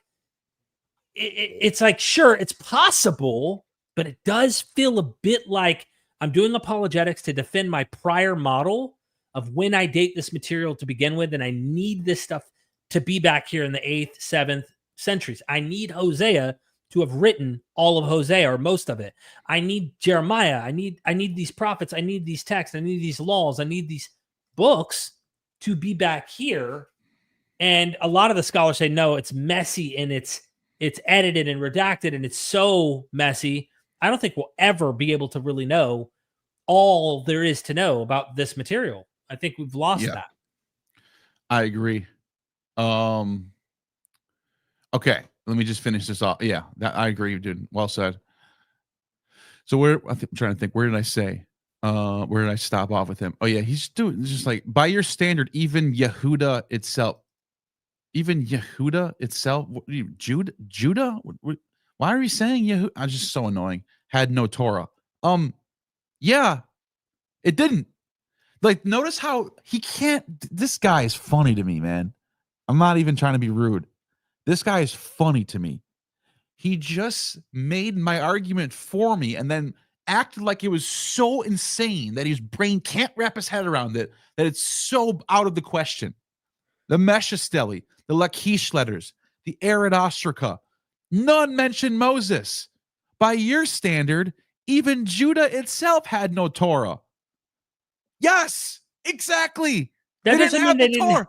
But that doesn't mean there aren't possibly laws, that they clearly had customs and laws. The problem is when you say the Torah, Yeah, that's what he's saying. He's saying you know what I Torah. mean. He just made my argument for me. Right. But the point that I'm trying to make is he can't wrap his head around it. He cannot think of a world where there's a Jewish state in the ancient world before the Hellenistic period, in the Iron Age or something, that they don't have a Torah. Right. Do you understand? He probably thinks Moses really did split the Red Sea. I mean, that's but he's telling me the way he says this, by your standard, even Judah didn't have a Torah. That's crazy. He thinks like the Torah existing in the Iron Age and in the classical period is such a brute fact, right, that he can use this as an argument to I know. to kind of wave off the Mesha still. It's so weird. Yeah. And so he goes, archaeology and Tanakh alike show pagan practices were widespread in Israel and Yehuda. That's another one, bro. I get this from apologists, and it's not just from Jewish apologists, it's from Christian apologists, where they go, yeah, but the Torah tells us that they were backslidden, constant condemnation of worshiping the Asherahs and forsaking and worshiping the Baals and all that kind of stuff. And therefore, when we don't see the Torah observance, when we don't see monotheism in the archaeological record, we can assume the reason is the Bible's correct and it's depicting the historical record of what actually happened. And it's like, dang, what about the golden moments where you do find these actual observances the Bible claims, where they do practice the laws of Moses, and yet it doesn't appear at all in the record at all? So the argument, in my opinion, is they have to make the argument from silence. We're just looking at what we see and saying Bible text written later. It's pretty simple for us to at least consider that. It could have been older till we find that data, though. I'm not going to assume it. Yep. So he writes, Elephantine reflects the same messy reality, a community struggling with syncretism and continuity. The Nebiim would not have had careers if Israelite, look at all the presupposing of all this stuff, that had his brain cannot wrap his head around this stuff not being real. Mm-hmm. This is so bizarre. Had not Israelite practice had not been pristine. Torah is not a record of perfection. It is a record of struggle. The Pesach letter is not dubious. That's what I said. It is one of the clearest Aramaic papyri of the Persian period. In its halakhic detail, counting days of Nisan, forbidding labor on the 15th and 21st, banning Hamesh is far closer to Shemath, and oh my God, this guy just needs to start talking normal, than to any Persian festival. No roots, has no 7-day mashah, no leavened bread.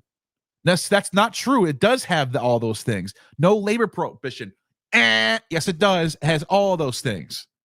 So he doesn't know what he's talking. Now he's just making shit up. I didn't even catch that when I first read it. Superficial parallels collapse under close reading. You're wrong.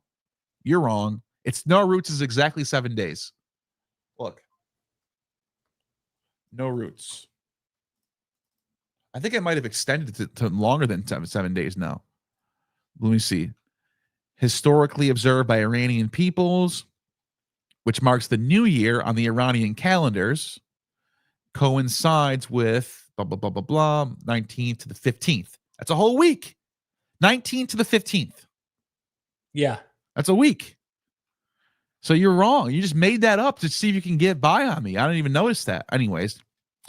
And no, they are not just hearing about Pesach in 419. The letter does not introduce it. It regulates its observance. Oh my God. Really? Derek, we'll call you up again. You there? You home? Bro? Yeah. I'm at the house right now. I'm doing the stream with this.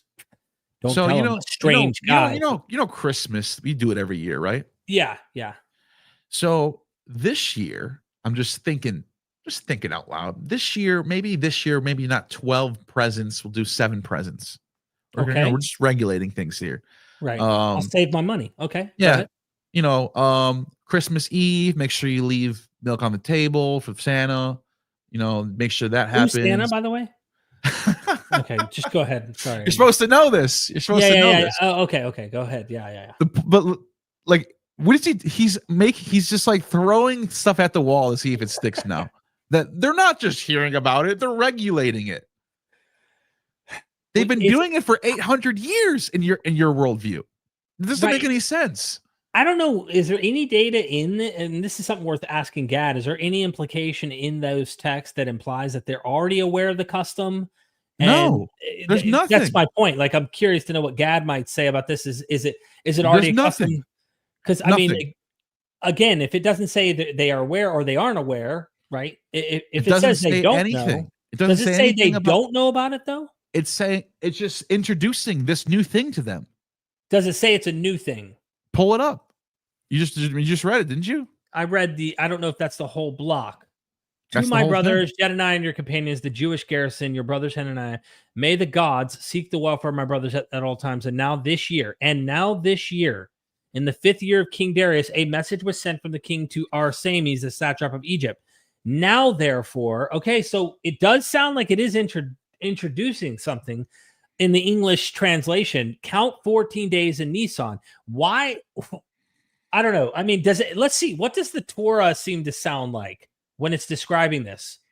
Where is the Torah.com thing again? I want to go back to that because it had all those sources here. While you're pulling that up, let me just keep reading then. Yep. Go ahead. Okay. So then he says, demanding Torah perfect orthodoxy of Elephantine Yehudim is anachronistic. I don't even know what he's talking about anymore. Who said that? Who's demanding that their Torah? I'm demanding any evidence. That's all I'm demanding. Anything. Yeah. They were a diaspora community still negotiating tradition in some oral, written, fluid way their kin in the land did. In fact, Elephantine shows something new. I'm getting sick reading this. I'm like sick about this. It's like, how can your brain get like this? A diaspora already striving to preserve fidelity to a national and legal tradition identity. The very act of swearing by Yahweh, building his temple, observing his holidays, and deferring to Kohen Gadol is conventional Judean life, not proto-Judaism, not folklore. Torah. Oh my God, this is. Bleh. Sorry, I can't even finish it. I just wrote this so you can see I'm like, this is when I started to go, I got to do a stream on this. Yeah. But I wrote, I'm sorry, but that's not an argument. This is what Graham Hancock says when he's asked for evidence for the advance in civilization. Just because there's no evidence doesn't mean it doesn't exist, is begging the question. It doesn't mean anything. Either these texts show knowledge of the Torah or it doesn't. And in fact, we find the opposite is true. We find them taking part in activities that the Torah condemns, like pork consumption. So not only is there no evidence, but the data suggests the opposite is true. Then he writes, did you find that Torah yet? Yeah, I did. And it's several passages, and it is all introducing. It's instructing as though it's like an initiatory instruction. When you read it, for example, you want me to share my screen just to show you? Yeah, but you're talking about from the Torah, though. Yeah, I'm talking about from the Torah. It sounds like introductory from Exodus, of course. 7 days you shall eat the unleavened bread. It's introducing it. Leviticus, and on the 15th day of the month, the Lord. Yeah, pull it up. Okay, let me show you these. There's various sources too. There's more than one, like Numbers, Exodus. All right, sharing screen. So here you have Exodus, right? 12, 15 through 20. 7 days you shall eat unleavened bread. On the very first day you shall remove leaven from your houses. So let me just pause right there. There you go. If they knew the Torah, they do not need a letter to be sent to them to tell them about this. That's the point. There.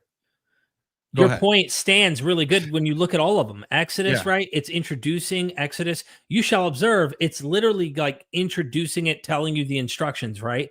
Like if I was giving you an instruction manual like you just did with Christmas, you don't need to tell me every year. right? You just need to let me know the one time, and then that might be the standard model by which we'll work off of. But this is their sacred thing. You shall observe the feast. Leviticus does it. And on the 15th day of the month, the Lord's feast of unleavened bread, you shall eat unleavened bread for 7 days, right?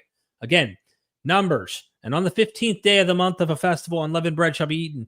And then even Second Kings goes and seems to set something here about this. Yeah, no, and I'll even say this. I think Gad can be a little too careful sometimes. He's a little too reserved to just accept. Like this, I actually don't think the Passover letter is a bad argument for the Passover. It's in the same day of the week, and it's saying to eat unleavened bread. But the thing is you cannot tell me that this is not the first time that they're hearing about it. Right. This, to me, I actually think the so-called Passover letter is a physical piece of evidence of the first time that this festival is being introduced to Judeans deep into the Persian period. We're less than a century away from the Hellenistic period. Interesting. So I actually I'm not going to go totally Niels Peter Limke here. I leave a little bit room open for the Persian period to have some of the Proto-Judaic roots going on. Some of these traditions. I think he does too, though. I mean, he doesn't deny continuity tradition-wise. It's the biblical text. Right. In awareness of things like the 12 tribes, yeah, that's all Hellenistic. This stuff he thinks is Greek influence. So me too. So like, I think you actually having a dialogue with Niels would be a good idea. And I wish we had the easy English for people to grab, because he's got so much insight, bro. Mm-hmm. It's ridiculous. Yeah. So he then says that's not absence, that is presence. He's like speaking with these assertions, like this is like just really like, oh my God. And yes, they ate pork. So did Judah, which is why Yeshahayu mocks them for it. They worshipped alongside other deities. So did Shalemo. I can't even read this. I don't really know these names like that. I'm getting mad reading this guy because it's so obnoxious at this point. It's obnoxious. I'm not talking Hebrew to you. Why are you trying to sound like that? You would think he would put in brackets the names next to the names. You're writing. Look at this. This is English. Speak English. Be normal, dude. You sound weird. Would you talk like this on the street? I don't think so. Maybe he does. I don't know. If you want Torah identity to mean flawless observance, then not a single kingdom of Israel or Judah ever knew the Torah. By that standard, the Tanakh itself disproves its own people. We do think a kingdom, the Hasmonean kingdom. No, this is what I mean. For sure. This is why I wanted to jump on a stream. They cannot wrap their heads around Israel existing without a Torah. He can't do it. His brain's going to explode if he tries to think about that. He can't. Elephantine was no different. They were imperfect, synchronistic, compromised. And then Judah must have been as well, because they wrote to them and got funds from them to help rebuild the temple. Notice how he's just presupposing that any other culture that doesn't do what they do is compromised. It's so silly. Ugh. And still consciously living within conventional framework. That is exactly what the papyri show. Not invention, not folklore, but fidelity under pressure. The data does not suggest the opposite. It suggests the same thing the Tanakh does. Begging the question. Just assuming that, because the evidence is so bad, that because we have parts of the Tanakh that says that Israel worshiped Asherah poles. Oh, we found it. We got it. We're back, baby. Look at the next sentence. He says, Israel wrestling with Torah, falling short, but never abandoning it. That's what the Tanakh proves to him. And so remember now, this is like a living document to him and his blueprint for existence. I know, but here's the problem. Yeah. And this is the problem, dude. What's your name again? This is the problem, Isaac. You can't use that as a get out of jail card. You still have to provide evidence that they talk about Moses and Abraham. You still have to provide evidence that these Yahwehs in these temple, where maybe you find a document where it says all the Judeans around us are corrupted. I can't believe how bad it is here in Egypt. There's nothing like that. You can't just assume it for them, because you want that to be true. He wants it to be. This is in his mind. He's playing a fantasy. He's going, okay, The evidence says that they're eating pork and they're doing this and they're worshiping other gods and they got That proves the Torah true. It proves the Torah true because the Torah says that there's bad people in Israel in some parts. No, and then in his mind he's going, but there probably was Jews under pressure holding to the law too. He's fantasizing that. There's no evidence for that. He's just fantasizing it. Yeah. So then he writes, and yes, I am stressing the evidence again because you keep waving it away. That's right. I'm the one waving the evidence away. Even in the canonicized books, Shaftim, Shemuel, Melachim, Moshe, Abraham, Shabbat, I'm going to puke if I keep doing this, appear only faintly, yet no one reads them and concludes there was no Torah. Yes, they do. There's a lot of minimalists that conclude that. Yep. That's the funny part. He keeps walking in. He's like walking into minimalism and then not realizing that that's an option. You know what I mean? He doesn't even. To him, that's not an option. Yeah. Yeah. He cannot think about that. That's impossible for him. So a catalog of letters, fragmentary, incomplete, never guaranteed to preserve anything, should be taken as proof Elephantine had none? That's not scholarship. That's wishful erasure. Who's wishing here? Who's fantasizing a story that didn't happen here? So I wrote, I guess you're just assuming that Jews learning about a festival of unleavened bread for the first time in 419 BCE is evidence they were Torah observant. What kind of rationale is this? And you're just ignoring that we have hundreds of texts from 586 from 400 BC at this location, and none mention the Torah or Moses or the law or Abraham. And you're just assuming that a temple of Yahweh automatically presupposes Torah. Does this mean that the temple of Zeus from the Mycenaean period presupposes Homer? How silly is this? And now did he respond to that? I think he did. Oh, this guy, here we go. This other guy jumps in, the Magid. You can see it. He's got the same type of thing going on. Very, very devout man here. Is that his real picture or AI? No, it's AI. It isn't a serious discussion because you're missing the point. They aren't learning from this first time for the first time. Jewish holidays happen once a year. People have to be reminded of the laws of those holidays because they are not easy to remember. It's not easy to remember. Hey, Derek. Hold on. I got a call, guys. I'll take this call real quick. Hey, what's up, Neil? Just so you know, I know it's not easy to remember. Do you know what Christmas is? Holy moly, man. I almost forgot. Yeah, don't forget about it's December 25th. Yeah. This year, December 25th. Okay, this year it's going to be. But wasn't it that this last year? It was the same every day. year? It was the same day. I'm just okay. But you might have forgot. It's not easy. Yeah, no. You're right. I do forget every time. And make sure you put milk and cookies out for Santa on the night before. I would have forgot that too. Oh my God. The Christmas tree. Don't forget the Christmas tree. Dude, there's a tree. Oh, dude, if it weren't for you calling me. Yeah. Now, I got to say this, though. He hung up on me. Huh. Someone will say, but we need to, Easter changes every year. How are you going to use Christmas as you should be comparing it to Easter? No. Hold on. I got a call coming in from Neil again. Oh my God. Hold on. What's up, Neil? You said, around Easter, put eggs in the yard and have the kids go find them and put candy in them? Right. That's another point. I would have forgot that. That's another point. Even if the date shift, but let me, before you even get there, you're jumping ahead of me though. The reason why we can't use Easter to compare this to, because Passover does not move. It's always on Nisan 15 or 14, depending on 14th, 15th. In this case, it says 15th. I'm pretty sure it's the 14th, though. Let me just look that up. Passover on Nisan 14. Why is Passover on Nisan 15, not 14? That's one. Okay, so it's on 15. I guess it was on the 14th, though, at some point. Okay, whatever. The point is, it does not move. It's on Nisan 15. So you cannot compare this to Easter. The reason why Easter moves is because the church is going with the old tradition of following the Paschal moon.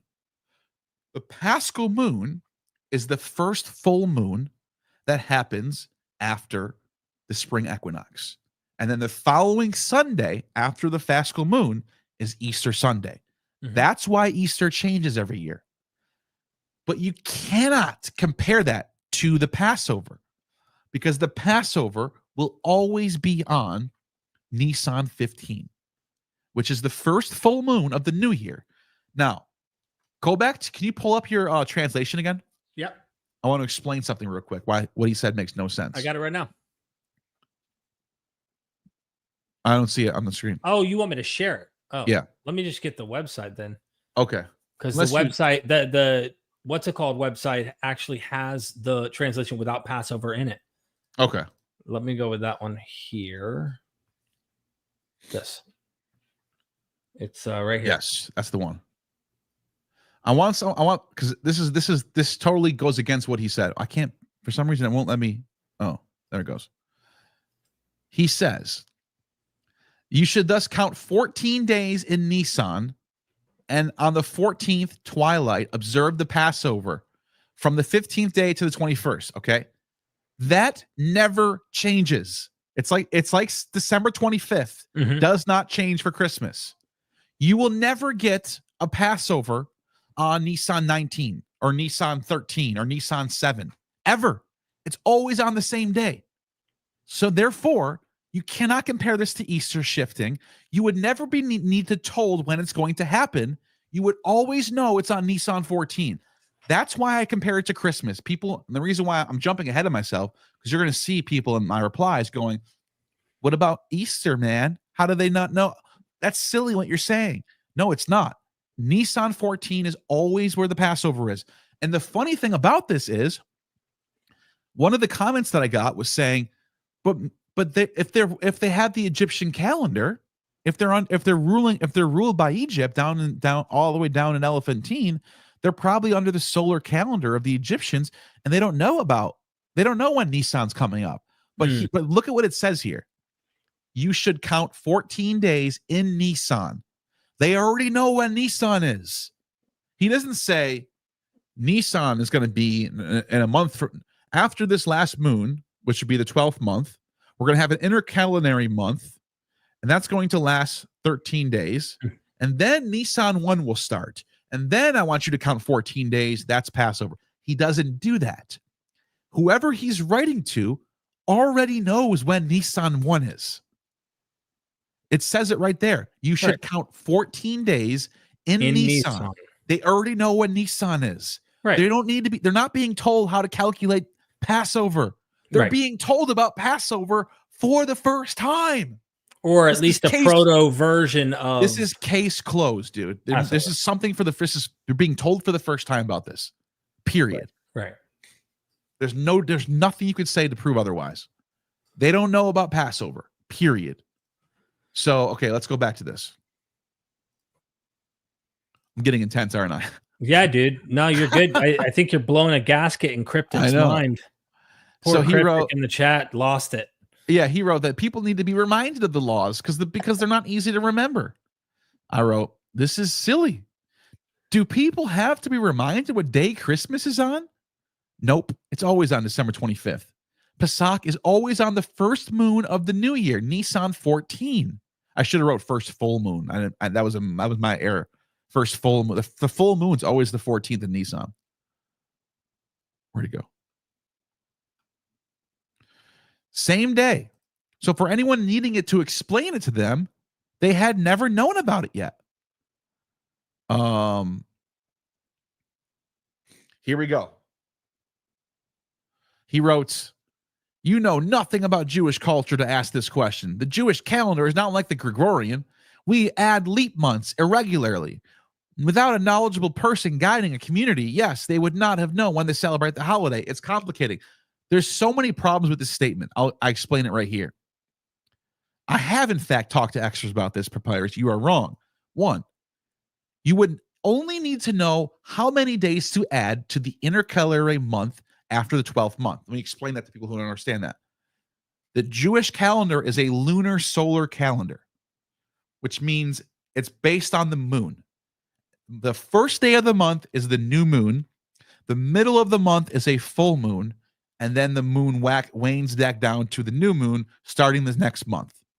After 12 moons, the sun, so the solar revolution of the earth going around the sun is not lined up with 12 months exactly. You know that. Obviously, you know that. Mm-hmm. So what do? How do they fix it? They add a certain number of days to it. What's called a 13th month. It's an intercalary month, and all it's basically doing is it's adding as many days as it's needed to go back to get Nissan back on track to being the new moon.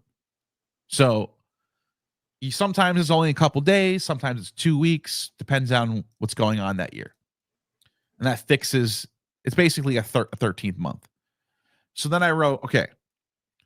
So you would not need to ask when the full moon is, because the full moon is always the second week. This would have nothing to do with being told about yasna rituals and sacred beverages, which are not in the Torah. By the way, that's another thing. Gad shows that they're being told about yasna rituals and sacred beverages. Nor would you need to tell people to eat unleavened bread if they were already doing this. This would be like me telling a Christian to make sure you give gifts this year for Christmas to celebrate by decorating the Christmas tree. Make sure you do it on December 25th. Like, that's just nonsense. And so he says, how do you know which of the 6-year lengths are in, I don't know if I read this one, doing any of that? How do you know if this is a 353-day cycle or a 384-day cycle?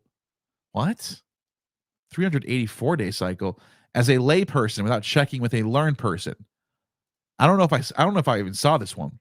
It's probably, it's been hours, you know what I mean? Yeah. But the point, if I was to respond to this right now, the point is, as I pointed out to you already, the letter is not telling them when the new year starts. The letter's telling them after Nissan and right. Wait 14 days. They already know about Nissan.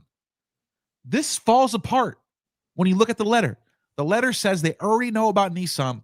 But what they don't know about in the letter is that at the 14th day, they start the doesn't say Passover, the unleavened bread thing. So he says, you are both assuming too much about how festivals worked in this period. Whoever controls the temple controls the Hagim. This has always been the case. The use of Nisan itself already shows a shift. In the Torah, the month is called Hodesh HaAbib. The Babylonian Persian month names only enter Yahud practice in the exile and after. Isn't that funny? Isn't that funny? He's already the Jewish months come from the Persian period. They keep doing this. They keep running into facts that disagree with them, and they're using them like it's useful to them. Even noting the 5th year of Darius shows how recently this reckoning has been imposed. Yes, I agree with that. I don't know why he even said that. In 419, this would have been only a few years new to the region. A diaspora garrison suddenly confronted with a new calendrical system dictated by Jerusalem, and the imperial authority would, of course, needed clarification. That's not what the letter says. The letter does not tell them when Nisan is. As I mentioned, they already know what Nisan is. This is why I don't know if they're lying or they're being dishonest or they're really dumb, but they keep ignoring what the letter actually says. This is not proof of ignorance. It is proof of a transition. This is so hard. It's so hard to read this guy, dude. Oh God, a lot of different. Okay, so I wrote. You just need to look up the full moon after the new year. Wow, I lost IQ points for reading 10 paragraphs of fluff nonsense and special pleading. No, I'm serious. I'm saving you guys. I'm saving you guys. You guys can go find this on my page. Follow him on Twitter. Yeah, it's so fluff nonsense. There's nothing worth even checking out here. And he wrote, you see a new moon and report it to the courts. Most holidays during the full moon, aka the 15th. No shit. This is what I just said. Do you understand how that makes no sense? I just said this. Why would you need to be told about the full moon if you already know what's going to happen? So I wrote this. This is the last one I'm gonna read for now. I don't read all these. You should, and by the way, if he comments and gets the last word, you should just do something. I don't care. Gibberish. I'm already done. No, for fun. Just be like, give him like blah, blah, blah, blah, blah, and then just see if he has to have the last word, because it sounds like he's the last word master here. Yeah, okay? yeah. Everyone on Twitter is like that. He needs that He can last have it. word. You can have it. Whoever reads this is going to see, like, anyways. Laughing my ass off. I'll give you the same IQ test results that someone else just failed. And this is in another thread, but it's the same one. Basic IQ test. You say they already have been celebrating Pesach from the time of Moses, right? 1300 BCE. So we're doing an internal critique here. Let's assume Moses exists and he passed down the Torah from 1200, 13, whatever it is. Then randomly in 419 BCE, after 900 years, they get a letter from Jerusalem about a festival of unleavened bread that will take place at Nisan 14. Think, man, think. You would not need a reminder on what kind of bread and what sacred beverage you need if this was a thing you did every year. What the hell? Yeah. And as far as that date goes, please read this part slowly. Nisan 14 is always the first full moon of the year. Normal IQ conclusion and internal critique, because this is obviously the Bible's not true. If we assume that they already celebrated Pesach for 900 years, the only thing you would need to know is when the new moon starts after the 13th intercalary month. As soon as the new moon starts on Nisan 1, they would know that after 2 weeks from that day is the Passover. This is why I compare this to asking when Christmas is. You failed the basic IQ test. So you can see I got to, I had some fun with that one. Dude, you get head first into some of these debates and it's on. Yeah. It is on. It is on. And so I just want people to the reason why I wanted to even do this stream right now is like, I want people to see the special pleading that goes into this book. Any other subject that gets studied, I don't know. Oh, by the way, this happens in other fields, by the way. I've recently been told people who study the Vedic text say that in India, there are some scholars over there who are defending the Vedic tradition to the death. These texts go back to 1500. Don't tell me it doesn't. And then the evidence is like, yeah, there's some stuff that goes back pretty far. But most of this stuff is like 500 BC, something like that. Like something a little bit less than that. And they don't like that. There's a whole conservative guard over there that wants to keep their tradition intact. So this is a common thing. So it's not just the Bible. But what I noticed about the West, we're a Christian civilization now, right? Right. Christianity. I mean, it's brainwashed. It's the dominant cultural. Yeah. So people over here, we don't look at the Greek myths. We don't look at Roman myths the same way we do with the Bible. We can be critical. We can go, oh, the Zeus didn't do this. Zeus didn't turn into a swan. And no one cares. But when it comes to the Bible, when you talk about Balaam probably didn't talk to a donkey, somebody will defend that. No, how do you know God can do anything? So there's a special pleading that happens when it comes to this book. I have breaking news, Neil. What is that? I have to share this. Yeah. Twitter. I was tagged on Twitter. Let's do it. We're going to have, and by the way, this is a great way to sum up this episode before we get to super chats. Yeah, we got super chats. Someone just tagged me. We got a problem, bro. What's this? Fox News reported oldest written reference to Moses may be revealed in an ancient Egyptian desert inscription. I already saw this. I saw it. And here it is, right? Just like the curse tablet. Here's the inscription. And it says, Bar Ron posits that the inscription's read. Let me zoom in so people can see what's being said here.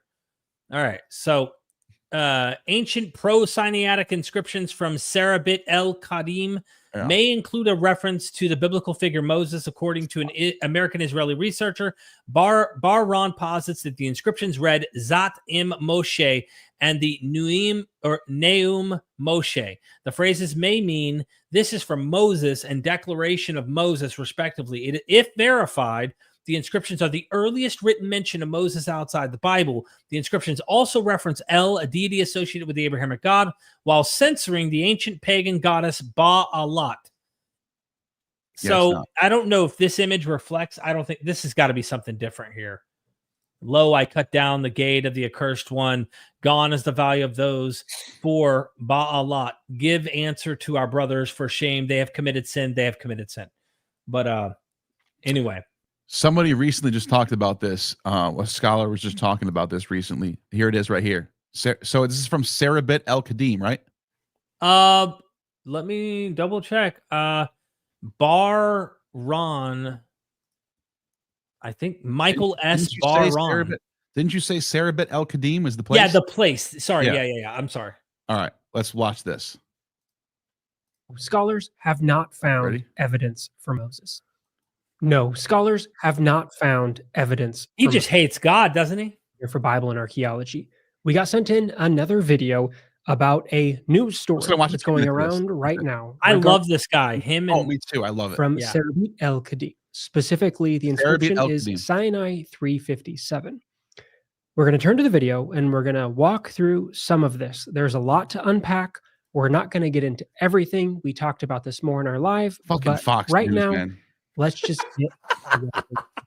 For years, critics have claimed that Moses was just a myth. Therefore, the Exodus never happened.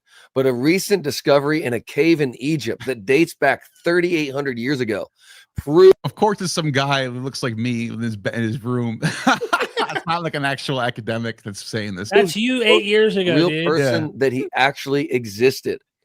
Okay, so a number of things immediately to address in the way this is being framed. First off, no, this is not evidence for Moses. Even if this is what they want it to be, that this is a name for Moses present here, even if you give them that, that does not prove that a Moses existed. If there's the reference of a name, that's a reference to a name if it's there at all, which it isn't. But even there, that's what I keep telling people about the house of David. And this is this guy is sharp. This is like a real good scholar. Like, I don't know if is he a scholar, this guy? Yeah, he's a PhD, is, and he's like literally tag teaming with Bob Cargill. So yeah. Robert Cargill. I watch all their videos. I learned a lot from watching them. Subscribe to this YouTube channel, Bible and Archaeology. Highly recommend both of them. They have great videos. Let me zoom out so they can see Bible and Archaeology. Gotta subscribe to him. See, I've already been here. Heck yeah. All right. Yeah, but okay, let's get super chats because I gotta go. Let me just see what he says real quick, and then we'll go. Okay. That name is not a unique name just to one individual. So even if it was that, which it isn't, that is not then evidence for the existence of Moses, or then evidence for the Exodus itself. Right. So immediately that is a problematic construction that's being put forward to say if this, then that must be true. That doesn't work. Another thing worth noting is this is not a recent discovery. These inscriptions have been known since the early 1900s. The first set of them were found in an expedition in 1904 and 1905 by Sir Flinders Petrie. Since then, more have been found. Right now, there's around 30, although that... All right, I'll just kind of finish off what he says because I know you got to get going. Yeah. We've known about this inscription for a long time, and what happened is some zealous, I don't know if he was Jewish or Christian, one or the other, it doesn't really matter at this point, decided to just go back and reread it and come up with a new translation. He's not even just some random researcher, not even a scholar, just decided that this says Moses now. Right. And all it is the letter M and the letter Shin. Mem and Shin. That's it. Ma-sha. So Moses. That's it. That's how they got there. That's their methodology. It has to be Moses. And it's in Egypt. And how there's an Egyptian pharaoh with this Moshe name attached to it too. So how do you know that? I'm sorry, I keep cutting you off. No, you get no. Go ahead. You get it. Like it's a name. I agree, and I was going to say, if you're presupposing that the Bible is this old ancient thing, And if you're presupposing that Moses existed, you're going to find evidence. You're going to find it. You're going to find sources that are going to look to you like Moses is in it. You're going to find, for example, Ketef Hinnom. You're going to look at Ketef Hinnom and you're going to go, that sounds a little bit like Deuteronomy. And there you go. That's all that matters. But that's because you're looking at everything through this lens that it has to be true. And so everything you find at that point is going to look like the Bible. It's going to sound like the Bible. It's going to look like Moses. Anytime you see the letter M and S next to each other, it's Moses. You found Moses. There it is.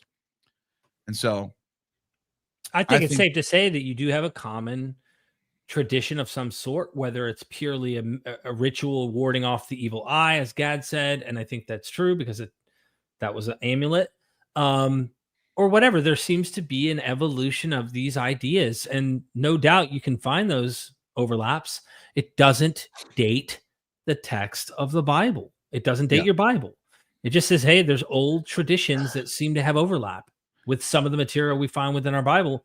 That doesn't date your biblical text. That doesn't date your Torah. I really think like big news stations like Fox News and CNN should never report that things like this that are not peer reviewed first. Because there's so many people. They're damaging the minds of people. Right now, there's a million grandmas out there who are going, they found Moses. Yeah. Yeah. They're just damaged. We just and they're can't take it back.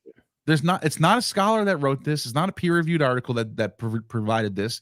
Just some random guy in his fucking computer somewhere. And they're gonna run the news because it's gonna get clicks. So it works for the audience they're targeting. It's that simple. That's it. Solera Knight, thank you for the super chat. Says, water into wine, drink my blood, and which is divine. Wine, the grapes of wrath, Revelation 14:19, wine cults. Let's look at Revelation 14:19 real quick. Let's see what you're talking about here. Because I've actually done some videos on this. And if you look at Revelation 14:19, the angel swung his sickle to the earth and gathered the clusters from the vine of the earth and threw them into the great winepress of the wrath of God. Now check this out. This is really interesting. And even above this, it says, put in your sharp sickle. Like this is very Sabbazian imagery that you're seeing here. And why do I say that? Because leinon, right? Wine press means wine. Look at this. Let's watch this. It's going to blow your mind. Leno Festival. Or Linnea Festival. Ready for this? Now, this word right here, leinon, right? Leno tu thumo tu theo tu megalane, right? Okay. The wrath of God. I think there's actually, they use the word orge in another passage in here somewhere. The orgy. It uses the word orgy, orge, which means wrath. And I'm trying to see if they have it in here. It's a different passage where they use that one, but it's not. It's a different verse. Not in it's in a different part of Revelation. Anyways, we can find that later. I don't have that much time, but I do want to show something real quick. That this word right here, leinon, like why are they threw them into the great winepress of the wrath of God? Right now, check this out. This is actually a well-known term in Dionysian cults. The Linnea was an annual Athenian festival of Dionysus Lenneos. It's one of the titles of Bacchus. Right. Lenneos. It means wine press. So whoever wrote Revelation is using very clear Dionysian style of imagery. Just to pull it back up now that everyone knows that. Check this out. Like we're talking about the vine clusters of the vine of the earth, threw them in the great wine press of the wrath of God. Isn't it interesting, too, that Dionysus is a vengeful, wrathful deity? Yes, which is good imagery to use because he gets Pentheus. He gets those who persecute. And notice the theme in the book of Revelation is constant persecution. Theomakoi, they're God fighters. They're constantly fighting against the cult of Christ. And in Euripides Bacchae, the entire time, the Maenads are being persecuted. But you also get this in like other older texts as well. But there seems to be some overlap. So what's so crazy about that, what you just said, is in Eastern Greek lands, like where Christianity thrived, Asia Minor, Dionysus was Sabazius. And Sabazius is this horse riding god. Did you know that? He's depicted as a horse rider. And what do you get in Revelation? You get the horse riders coming with the wrath. It's very Sabazian. And guess who the 7 churches of Asia are written to? Asia Minor. Asia Minor. In the same locations where Sabazian worship was thriving. Yeah. So there's a lot to say about Revelation and Sabazian / Dionysian imagery happening. And the persecution material. I mean, again, Dionysus cult over and over in the myths is persecuted. There's a constant theme of persecution. Yeah. Now, I know that they use the word orge in Revelation. I want to pull that up real quick. I just want to find out what verse it's in. Coffin, thumos is the other word they use. Okay, so they use the word thumos in this verse right here for wrath. So they could have just used that for every single time they say thumu, wrath of the wrath, right? Thumu. But here's the funny thing. If we go to Revelation 6:16. Let's go to Revelation 6:16. It says, and they said, fall on us the wrath of the Lamb. And then in this time they used the word orgies. Orgy, like the word orgy comes from wrath or rage. And then, and that's not the one that that's an interesting one, but Revelation 11, they use Revelation 11:18. They use this right here. Your wrath came, and it uses the word orge here too. So there's some weird orgiastic Dionysian things happening in the text. Let me see if I can find one more. Oh, here we go. Revelation 16. This is the big one. Revelation 16. Oh, is that the one we just looked at? I don't know. Where he says, this is it. Here we go. The great city was split into 3 parts. Babylon the Great was remembered in the sight of God to give her cup of wine of his fierce wrath. So here we go. We have wine. And what do we have with wine? We have orge right here, where it says, dunai ote tu poterion, that means cup, tu oinu, wine, tu thumutes orges, or the orgy wine, the orgiastic wine, wrath wine, wine of his fierce wrath. Now that is very Bacchic. If you're a 2nd century Asia Minor Greek reading this, you would think this is fucking Dionysian as hell, or at least competing with. You would think this might be better than that. Sounds even cooler. It'd be like 2 Supermans fighting against each other. You know what I mean? Right. So that's pretty dope. Thanks for that super chat. Thank you. Eric Shaver, thank you for the super chat. ChatGPT told me blue-eyed people live in Egypt during the times of Moses, but couldn't tell how they got there. Any theories? Blue-eyed people live everywhere. You'll find blue-eyed people today in Egypt. You'll find blue-eyed. I was in Egypt. There's tons of blue-eyed people there. Maybe less in Africa, obviously. But India people have blue eyes. Indian people have blue eyes. Jewish people have blue eyes. Persian people have blue eyes. Blue eyes are everywhere. I think people like to think of blue eyes as only a Germanic thing, but it's not. People have blue eyes all over the place. But that's an interesting. I don't even. Yeah, something to think about. Doc Poromanot, thank you for the super chat. If Torah ruled Judah, why does Qumran show textual chaos? Multiple Torah versions? Stability comes shockingly late for a supposedly Mosaic law. Yeah. It raises at least the questions, right? We're asking questions. We don't have the answers, but we're starting with what we know.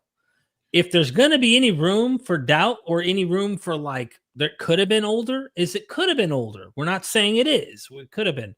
But yeah, there's a battle going on. I think I can't remember the name of the scholar, Neil, but there's 5 books of Enoch. Even there was like a form of Enochian Judaism that seemed to be combating the Mosaic form. And there are 5 books of Enoch versus 5 books of Torah, and 2 different Jewish groups are combating over these issues. Yeah, that's something worth studying for people. As Jonathan points out in this book, first century, or we know Judaism exists when Christianity shows up, because Christianity needs Judaism in order to exist. Like that's just like you need that. First century BC, evidence is nice. We have Dead Sea Scrolls. We have physical copies of text from the first century BC. We can touch them with our own hands, and we can say Moses, the Abraham, Torah, 100% existed first century BC. Second century BC, we start looking at the sources, the archaeology, Maccabean period. We even have some scrolls in that period, physical scrolls in the second century BC. Thumbs up. Second century BC, Judaism exists. Third century BC, whoa, a huge drop off in the evidence. We have fragments in the primary sources, fragments about the Ptolemies, translating the Bible. Yeah, but that's even sounding like it sounds a little. It's getting sounds fictive the way it's narrated. Over. The party, it's a bunch of like late night tweakers now. That's all we have left. Everyone left the party. We're sitting here. It's getting sketchy now. You might have to guard your wallet. Like it's getting bad out here now. Right. 4th century BC. I'm doing exactly what he said to me. Yeah, it's over. The trail of evidence stops existing at the 4th century BC. Judaism doesn't exist in that time period. Right.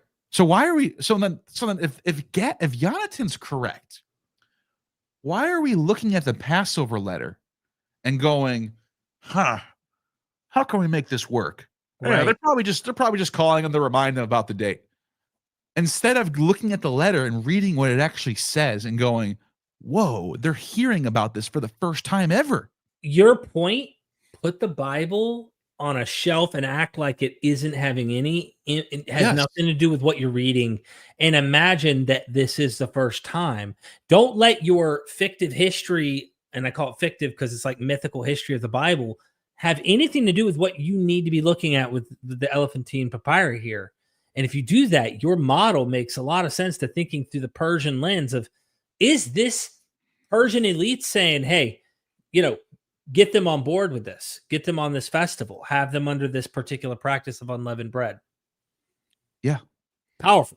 And then, so that's the one text that I will even grant might be pointing to some sort of proto-Judaic observance that becomes the Torah, that becomes the Passover. I'm fine with that. I don't know if Gad would say that. I don't know if anyone would say that. I'm fine with that.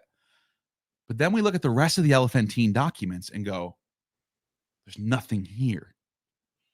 So the pattern is clear. Evidence is good, 1st century BC, great in the 2nd century BC, starts to drop off in the 3rd century BC, gone in the 4th century BC. Why the hell are we presupposing that it would exist in the 5th, 6th, 7th, and 8th century BC, like a lot of these scholars will say? I think it's the models we've been pointing out.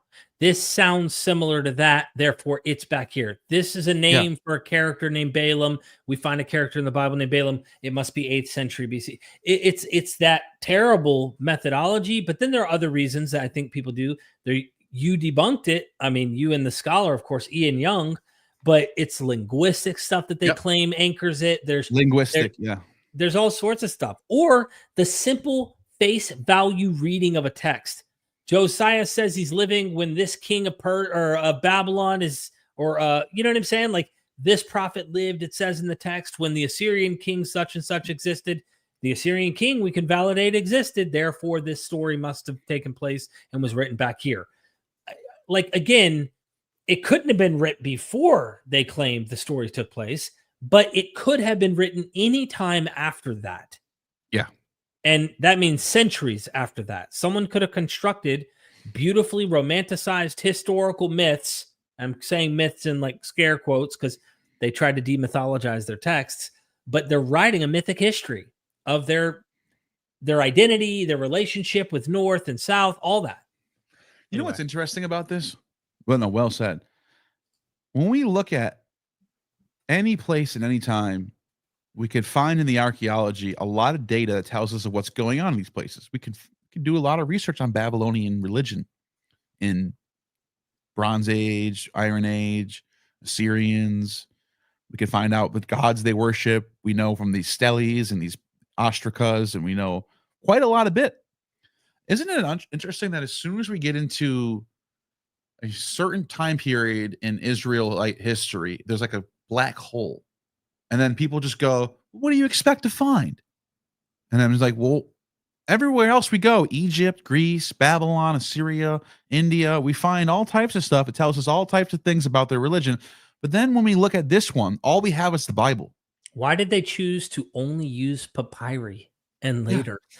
Why are they not using the standard mode of clay tablets to preserve these ancient things like everyone else? It's very weird. It's the only thing. It's a very special category, and it's by itself, and there's nothing else like it. But the best way I can say it to end on that in my comment is this: if your stuff, if biblical material really did go back, it's really unfortunate that they chose a method that just doesn't give any historians or experts later a good chance of anchoring it solidly to the periods in which they claim they floated around, you know? Exactly. All right, we got to finish this off. You've been here longer than I expected it. Doc Pluromana, thank you for the super chat. Pesaim 10 in the Cedar's birth certificate. 4 cups, Haggadah, questions. If Moses gave it at Sinai, why does it first appear in a 200 CE rabbinic redaction? It's a good question. These are the questions we ask ourselves every day. 4 cups, Haggadah questions. He's saying, know, why is this the first time it shows up in this 200 CE rabbinic redaction? This is what I've been asking on my channel for the last few years now. And you know what's cool about this is you and me are like, maybe we come across some discovery of like a 4-cup Haggadah type of tradition that predates the Bible and the stories that we have with Moses at Sinai. It doesn't say that Moses and Sinai's story in the Bible are dated to those earlier traditions. This is the point. It's just flawed methodology, again, to do that. But again, I think you and me are trying. There probably was some text formulating prior to the Hasmoneans and what happened.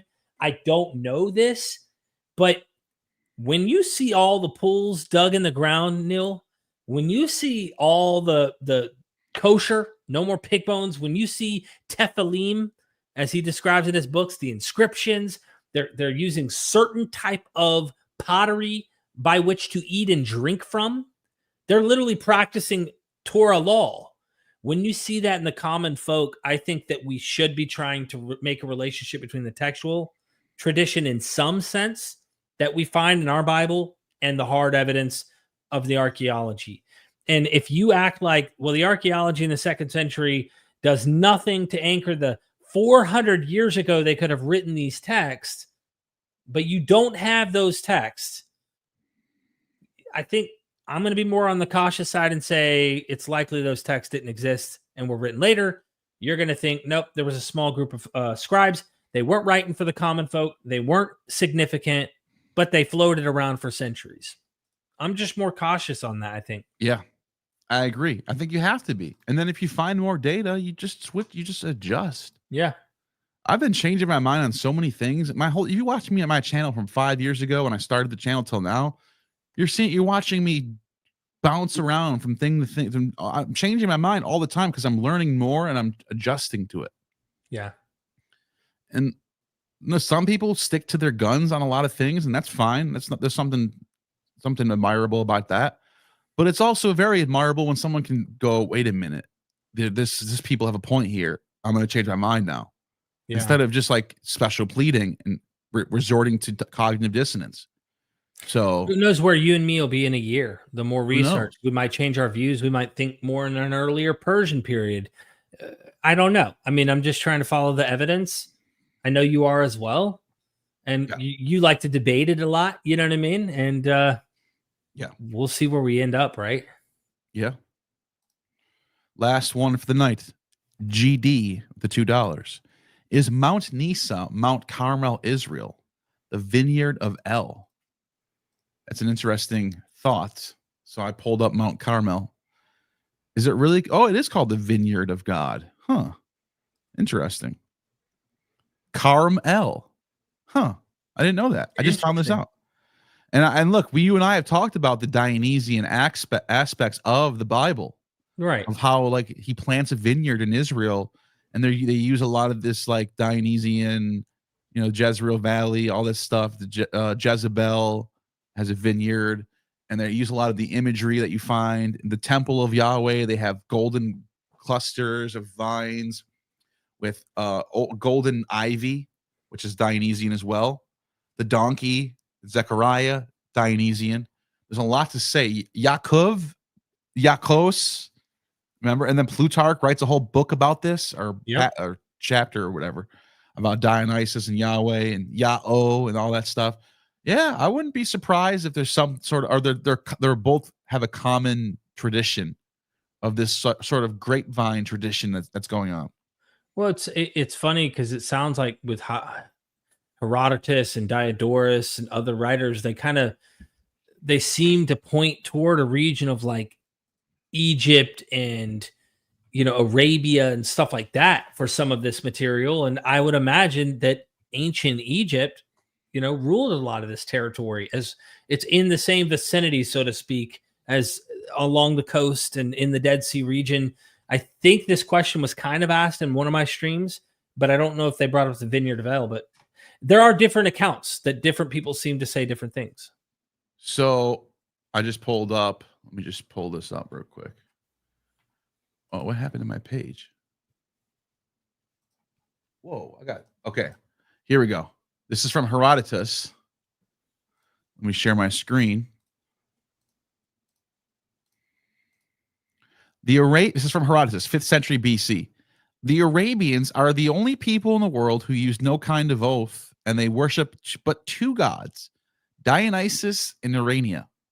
They say that their hair is cut in the same fashion as Bacchus's. By the way, there's the picture of the Bacchus where he has the long, or what do you call it? The side lock. Yeah. They say that the hair is cut in the same fashion as Bacchus's. They cut it round in a circle, shaving away about the temples. They call Dionysus Oraltot and Urania Alalot. Okay, that's interesting. Then you have one more. I have what the hell happened here? One second. Homer says Mount Nisa. We talked about this, or Mount Nisa is in Arabia. What does he say again? Mount Nisa in Arabia by Egypt's streams. You're talking about Herodotus, right? Yeah. No, this is from Homer. Homer's hymns, the Homeric hymn. Yeah. Let me see if I can find it. Oh, I don't know why I can't find it. Homer. You know what I'm talking about? Homer, Mount Nisa.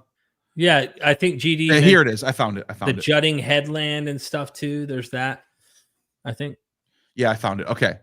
Here we go. Let me share my screen again. Then we're almost out of here. He says, there is a certain Nisa, mountain high, with forests thick, in Phoenicia afar, close to Egypt's streams. After he had received this, rearing the nymph Nisa, he made a discovery of wine and taught mankind how to cultivate. He's talking about the birth of Dionysus. Right. Dionysus, from the dead body of mother Semele, handed it over to Hermes and ordered him to take it to the cave in Mount Nisa, which lay between Phoenicia and Nilos, the Nile River, where he should deliver it to the nymphs, and they should rear it with great solicitude to bestow upon it the best care. Dionysus was reared in Nisa. He received the name he bears from Zeus, Dios, and Nisa. Homer bears witness to this in the hymns, where he says, and I just read that, Mhm. So there is this tradition of Dionysus coming from Israel. What is between Phoenicia and the Nile River? Scythopolis, Yeah. Scythopolis, which there's a tradition. He buried one of his nymphs that nursed him in that very place that you and I went. And there's a mountain right there in Scythopolis. So you kind of wonder if that's the mountain they're talking about. I mean, there's a million mountains, but there's a tradition in that local area. Yeah. Either way, between Phoenicia and Egypt is Israel. Right. I mean, you have miles from Sinai, Nazareth. you have Sinai, then you get to the Midianite, Edomite territory, then Judea, then Israel. That's all. That's it. So it's somewhere in between there. Yep. Which is like, okay, you know. All right, last one. GD. Did the Judaism forbid idolatry in order to keep the historicity of their religion chronologically ambiguous? Chronologically, did the Judaism forbid idolatry in order to keep? And I imagine idolatry being other gods. Yeah. In order to keep the historicity of their religion chronologically ambiguous. Chronologically ambiguous. I mean, that's one way to look at it. I don't know if that makes a lot of sense from a strategic standpoint. I don't know what do they get out of that? It's hard to say, because here's the problem with that is when we go to the record that we have, what we dig up, they're polytheists. You can't really find a single time where they exclusively only have Yahweh. Right. Prior to this material. And you do have aniconism where they don't have icons, but every religion had that. At some point, every religion has a moment where they're not into icons. But the idea of idolatry and other gods, I mean, I don't know how that's helpful and how that affects the historicity of the religion chronologically being ambiguous. I think it could help us with dating of these texts if you grant that, whoever wrote these texts is thinking of a time where people aren't having other gods. And in the 2nd century, there's a explicit prohibition that is enforced. They're Torah enforcers. But I don't really know how this, and I don't know. I'm kind of confused by the question, to be honest with you. Yeah. What it means. No, I think it's something to think about. I'm not sure exactly if that's what happened, but it's one way to look at it. And so let me just pull up your channel just in case. You never know. You never know if they don't know about some Christmas, you know? You Yeah. got to let them know about the tree and Got to call them every year and remind them which day it's on. Yeah. I got to remind them where to find Myth Vision. So It's so funny. All right. So wait, why isn't it working? Why isn't my YouTube clicking? Oh, there it goes. Okay. So Myth Vision podcast. I put the link to the channel in the actual. Oh, you got it. What's this going on? I got some lives coming, baby. Nice. Who you having on? That's Richard Miller. We're actually going to be reading the text and laughing out loud because Lucian is so badass. Yeah, on this how is a good one. He rips a new, you know what? This guy gets a whole new butthole, bro. Yeah. So yeah, it's good satire. It's great. Lucian is was such a great writer. I can't wait to watch that. I'll be. What day is that? That one is, I think. Oh, it's only a couple days away. Yeah, a couple days. So let's do that then. Let's get everyone to go and hit that notification right now. Here, let me put that link in there's 1,000 people. Let's get at least 200 of you right now to click on that link and hit the notification button. And that way you'll get a notification in 2 days. And I'm going to be watching this shit for sure. So it's going to be funny. Please do that. And let me put it in here. Let me just put it so I can pin it real quick. Let me see. You can pin it? Yeah, you can pin it to the chat quick. Oh, I see what you're saying. Okay. I can probably pin it to the chat afterwards too. Like on the Yeah. Either way, yeah. Make sure you guys go and click on. Oh shit, look at. All right. So go and click on that. And that's it. Make sure you have that button pressed, and everyone will see you there in 2 days. It's going to be exciting. It is. All right. Where's my outro?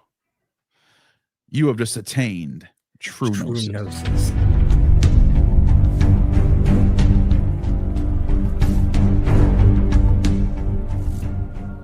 You have just attained true gnosis.